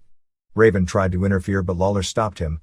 Benoit pinned Triple H when Guerrero interfered, hitting Triple H with the IC belt. Triple H had laid out Saturn and Malenko and pedigreed Benoit before Guerrero got him to do the job. So all the Radicals are back together with Terry as their manager. Triple H made his own save and ran all four Radicals out after the match. Austin was talking on the phone when something fell from the ceiling and just missed him. Jonathan Coachman went looking to see what Rock's reaction was, but Rock wasn't there. Kevin Kelly found Rock and asked him where he was, but Rock blew off the question. Rock beat Angle via DQ when Angle was selling his ankle for a while, leading to the sharpshooter. Rikishi interfered for the DQ and they doubled on Angle until Austin saved Rock. Rock gave Austin the rock bottom as the show ended. After the show, Austin and Angle did tremendous comedy for the live crowd. Austin offered Angle a beer but Angle asked for a milk because he had never drank beer. Austin told Angle he'd stun him if he didn't drink a beer. Angle agreed, but only if Austin agreed to drive him home. Of course Austin stunned Angle. A few SmackDown notes from the Nassau Coliseum show. I thought in the ring it was an A show. Angle vs. Jericho was about as good a 5:30 match as going to be until the weak finish. Hardys vs. Dudleys was also a great TV match until the same type of finish, and Benoit and Malenko vs. Dog and Triple H was another real good match. Even Crash vs. Albert was a lot better than it appeared on paper going in. Negatives were that Rikishi had a ton of mic time and he's far from the best promo guy in the company. Also, the entire RTC setup for the six-man with Rock and Gunn in Chyna was so ungodly lame. Ivory was having a hard time keeping a straight face doing her librarian character. At different times, she wasn't the only one. I think of all the women in the company, she was the best pick for the role. The funeral for Rodney Anoya, Yokozuna, will be on November 11th at Green Hill Mortuary in Rancho Palos Verdes, California with viewings for the family on November 9th and friends on November 10th. At this point, the future of his two children is undetermined. Technically, Yokozuna would have been the youngest WWF champion ever. When he won the title for a minute or two at the 1993 WrestleMania, he was 26 years, 5 months and 28 days old. Rock, when he first won the title at the 1998 Survivor Series, was 26 years, 6 months and 13 days old. Bruno Sammartino and Big Show were both 27 when they first won the title. Amazing the difference in those two. Sammartino went from being 27 and champion to being one of the all-time legends of wrestling. Show went from 27 and being champion to the main event at WrestleMania, to Ohio Valley Wrestling, all within 1 year. In the UK, The tabloids gave the death a decent amount of press, including one ridiculous story theorizing he may have had a heart attack because he saw a spider. Another story wrote that he ate 240 eggs per day, which was actually taken from a story about a sumo wrestler who had toured England several years ago who probably also didn't eat that many eggs per day. Vince McMahon this past week once again threatened to file a lawsuit against the PTC and Brent Bozell. McMahon said that in the PTC's list of 37 companies that won't advertise on SmackDown, that 25 of them have never advertised nationally on the show. Both sides are guilty of misleading statements here. The PTC specifically states when listing the companies that they are companies who either have pulled advertising or refuse to advertise on the show. So they can go to companies that have never advertised, get them to pledge not to advertise, and add them to the list, because that is the specific wording they are using. It isn't dishonest because they're saying what the list is, but probably does mislead people who don't read carefully. McMahon is claiming many of the companies have never advertised nationally, which is true, and some have never even advertised at all, but many have advertised on local stations. Again, they are talking about different categories, are arguing over facts, claiming the other one isn't using the same category they are. After the threat on October 30th by McMahon, Bozell responded the next day stating, "I guess the WWFE has learned the hard way just how painful it is to be smacked down by responsible corporate advertisers. As the chairman of the PTC, I claim full responsibility for an educational campaign that tells the truth about SmackDown's raw sexual content and violent programming that is marketed directly to the children of our nation. Vince and Linda McMahon malign the PTC and me personally all they want. They can make all the legal threats against our organization they wish, and their supporters can continue their death threats against us. But the PTC will continue its campaign to convince corporate America that it has a national responsibility to turn away from such violent and sexually explicit programming aimed at children. The fact that yesterday we convinced Chef Boyardee and Slim Jim to pull their ad dollars from SmackDown shows that we are not going to let the McMahons intimidate us with their threats. The loss of Chef Boyardee is a real black eye to the WWF since they did a successful ad campaign using WWF wrestlers like Foley, Rock, Show and Jericho and have been major sponsors of pay-per-view events. For whatever this is worth as a comparison point for the No Mercy number when it comes out, the Mike Tyson-Andrew Galata fight 2 days earlier did a 1.25 buy rate, 450,000 buys, which is right in the neighborhood of what a typical WWF pay-per-view these days averages. Although since the price is higher, $49.95, it grossed more than any pro wrestling pay-per-view this year except WrestleMania. Within the boxing community, the number threw a giant scare, because Tyson had never drawn less than 700,000 buys on pay-per-view before. USA Network chairman Barry Diller, in releasing the company's quarterly financial report, downplayed the loss of WWF programming and also indicated a lack of interest in the future of wrestling on his station, which is probably the worst news possible if he's actually made that decision for fans of ECW. Diller also said that USA Network has no interest in buying WCW. I don't want to be misunderstood about WWF. Yes, we would have liked to renew it. It gave us great claiming rights because it had a huge audience of young males. That audience came for a couple of hours, they weren't there before wrestling went on, and they immediately left thereafter. I also think wrestling has been at its high. I think it is on a long decline. Diller said he thought interest in wrestling was going down while interest in the arts is going on an ascent. Chyna got the Buff Bagwell Award for saying things that made her look really bad in a taping for Off the Record which aired on November 1st. She ripped on Trish Stratus, saying she had no talent or ability and was hired just based on her looks. It was immediately duly noted by everyone that the same could be said for her 3+ years ago when she was hired, based solely on her unique look, and the lengths she's gone to change that to yet another unique look. She took a 180 when the subject of Stephanie McMahon came up, smartly praising the boss's daughter. She also admitted being concerned about not being another of the women kind of phased out of the WWF when their run is up. Although they talked about the spat she had with Rena Mero on the Gallagher show, she really didn't criticize Mero other than say her problem was that they thought she was bigger than the business. Speaking of Stephanie McMahon, she is up for a major motion picture role as the star's love interest in the movie On Angel's Wings. The movie is to begin shooting early next year. Here's an interesting trivia question. With the exception of To The Rock, when was the last time Triple H lost via pinfall in a singles match on pay-per-view? The answer was October 20th, 1996 at the Buried Alive pay-per-view when he was pinned in the opener by Austin. Keep in mind, although he was given gimmick after gimmick, he was never really even over until the formation of DX in late 1997, and wasn't a main event singles wrestler until Michaels went down in early 1998, but somehow was able to avoid doing jobs except to Rock. Even when he lost the title the last time, it was Vince McMahon who did the job for him. When he lost the European title in 1998 in a win Owen Hart badly needed given the circumstances, actually Owen was supposed to beat Shawn Michaels, who handed the belt to Triple H, who got Dustin Runnels to do the job in the title loss in his place. He didn't even get pinned. Being that Nash had to put Booker over clean in that cage match, and Hogan has done a lot of jobs, I think that makes Triple H the smartest man on top in the business. Over the past 4 years, he did lose singles matches to Mankind, over the top in a cage, and Henry Godwinn fell in the mud in a slop match. Over the past 3 years, since the Mankind cage match, he beat Slaughter, Owen Hart twice, X-Pac, Rock 3 times, Austin once, Vince once, Foley twice, Jericho, Angle and Benoit once each, and the only loss was at Backlash of this year to Rock in the match where Austin interfered. That's 14-1 in matches that had finishes. Some Ross report notes, looks like Guerrero and Cat will be put together. Said Regal is a future main eventer. Bossman is ready to return. Tiger Ali Singh is linked with Lowdown. Rock is off all the November house shows. He will work all the TVs and pay-per-view dates. The feeling is that he had worked so many dates on what would have been off days, doing media appearances and PR and other work for the company that goes with being the top star. Not sure if his contract had a specified number of days and they were just about at the limit already, or it was that simply giving him time off because of how many days he's been away from home all year.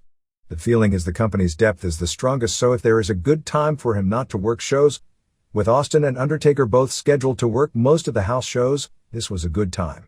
He had at first only been booked for 2 house shows in November, and revised bookings took him off those shows as well.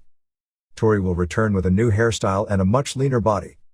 In the Billboard magazine Rec Sports video charts for this week, 18 of the 20 videos on the list were pro wrestling.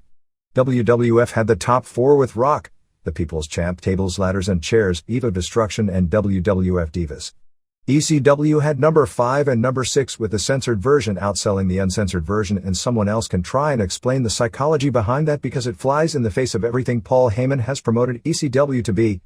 The FMW tape moved up from number 9 to number 8, which may bode well for future distribution of more major league versions of Japanese wrestling in the future. The Juggalos are at number 10 and Extreme Wrestling is number 14. The only other non-WWF tape. You know, if you're thinking about the idea that Tatsutoshi Goto and Masa Fuchi worked the semifinal on a Tokyo Dome show that drew 64,000 fans just a few weeks ago, the only thing going back 1 year that would have been probably as strange, if not stranger, would be seeing Solo Fafatu as J.R. Smooth in Memphis playing this pimp-like character and thinking that 1 year later, he would be in a WWF pay-per-view main event against Steve Austin. Mark Henry was down to 340 pounds in his October 27th weigh-in, down 75 pounds from his arrival in OVW and right about the weight they wanted him to get to before considering a return. There is no immediately timetable as far as bringing him back, but they want him to stay and improve his ring work as well. Big Show weighed in at 451. Hugo Masilich, who was the promoter of the New York City area live events, has left his position to take a job of head of circulation for the New York Daily News. Several within the company categorize this as a pretty big loss. He was apparently given a better offer that the WWF wouldn't match, but the feeling is there was no heat on either side regarding his departure. With Taz off the house shows since he can't work Sundays anyway because he's doing Heat Live, they sent him to Memphis to work and do his feud with Lawler. The two headlined for Memphis Championship Wrestling on October 27th in Jonesboro, Arkansas and October 28th in another city. Also on October 28th, Taz appeared on the Power Pro TV show for Brandon Baxter of PPW. He challenged Lawler to come out. Word got to the studio that Lawler was driving over and Taz said he had to leave to make a personal appearance. Lawler arrived with Kevin Kelly after Taz was announced as having left. Lawler then challenged Baxter and Derek King to a handicap match and Lawler gave both Baxter and King stunners, which brought out Taz from behind and he choked Lawler out. UK ratings for the week of October 23rd saw Raw with 350,000 viewers, SmackDown with 210,000, No Mercy with 210,000, a good number since it started at 1 a.m., and Nitro at 90,000. The SmackDown tapings on October 24th at the Nassau Coliseum drew a sellout 12,211, paying $342,945. October 28th debut at the Air Canada Centre in Toronto drew a nearly full house of 15,603, paying $700,030, which was a huge success. The October 29th show in Buffalo was a rare disappointment. The only disappointing houses of the month were Buffalo and St. Louis, with 6,531 paying $234,236, and that's with the Austin and Triple H and Rock trio headlining in Austin's first weekend of doing house shows. Raw taping on October 30th at the Fleet Center in Boston drew a sellout 13,650 paying $419,144. House show merchandise for the week was $343,367 or $7.24 per head. That's down slightly more due to it being US dollars that we're figuring, and the unfavorable exchange rate means Toronto takes the average down. October 25th, they ran 5 short matches across the street from the New York Stock Exchange to commemorate the move. The street was jammed for the 1-hour show during the lunch hour, although live reports indicated the claimed crowd of 10,000 was a huge exaggeration. Nobody did much in the ring, as the only attempt to have a match with Hardys versus Lowdown. Austin came in for a run-in after Taz beat Snow to hit a stunner. Triple H did a run-in during a Benoit versus Kane match, and Kane acted as a babyface, joining with Triple H afterwards. Rock got the biggest reaction for an interview at the end. The response seemed to be that people enjoyed it, but they were more into just seeing the personalities, and it would have been better to just have interviews and confrontations than actually stage matches. Toronto was headlined by Austin and Rock as a team over Rikishi and Benoit when Austin pinned Benoit after a stunner. It was Austin's first house show match. He took a few bumps, but nothing dangerous, and didn't take any high-impact moves. Crowd went nuts for the match.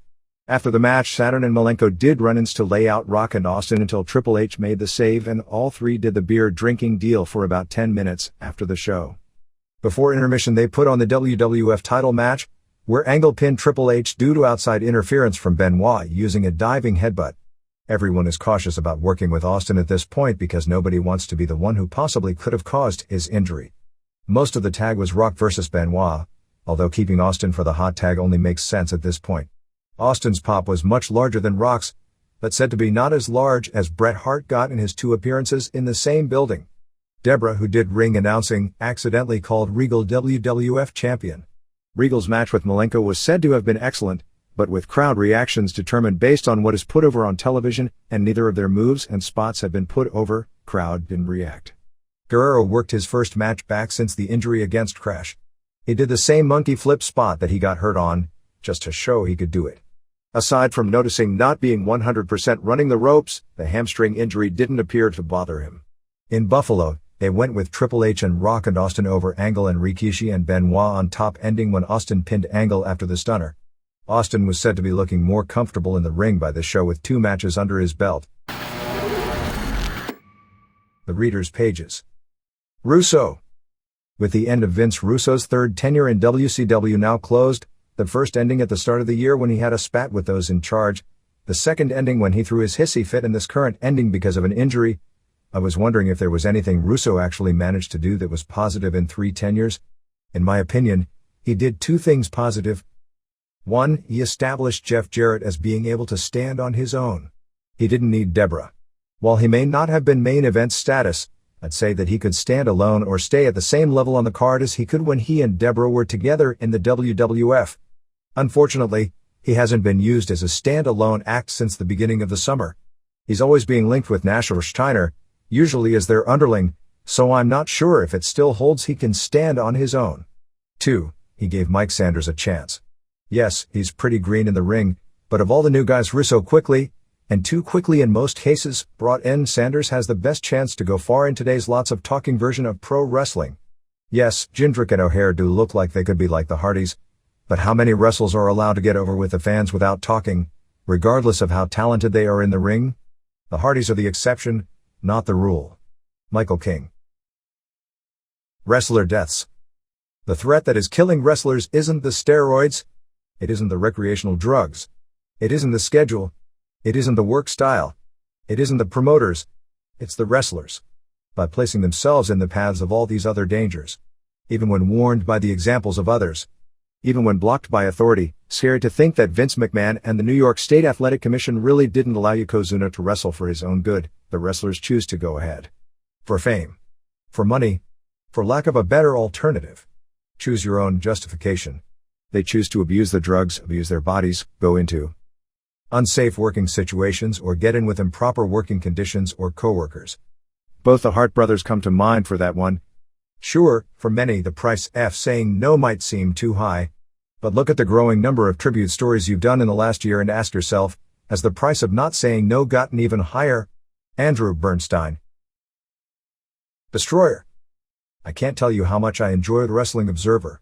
It's the only source that keeps me up to date on the ever-changing world of pro wrestling. In 1970 and 1971, when I was wrestling all over the world, I didn't think I'd still be interested at this point in what is happening. Wrong. When I see The Rock on television and tell my friends that I wrestled his father, Rocky Johnson, and his grandfather, Peter Maivia, in Apia, Western Samoa in December 1970, they don't believe me. Dick Destroyer Bayer. This is the Pro Wrestle Machine,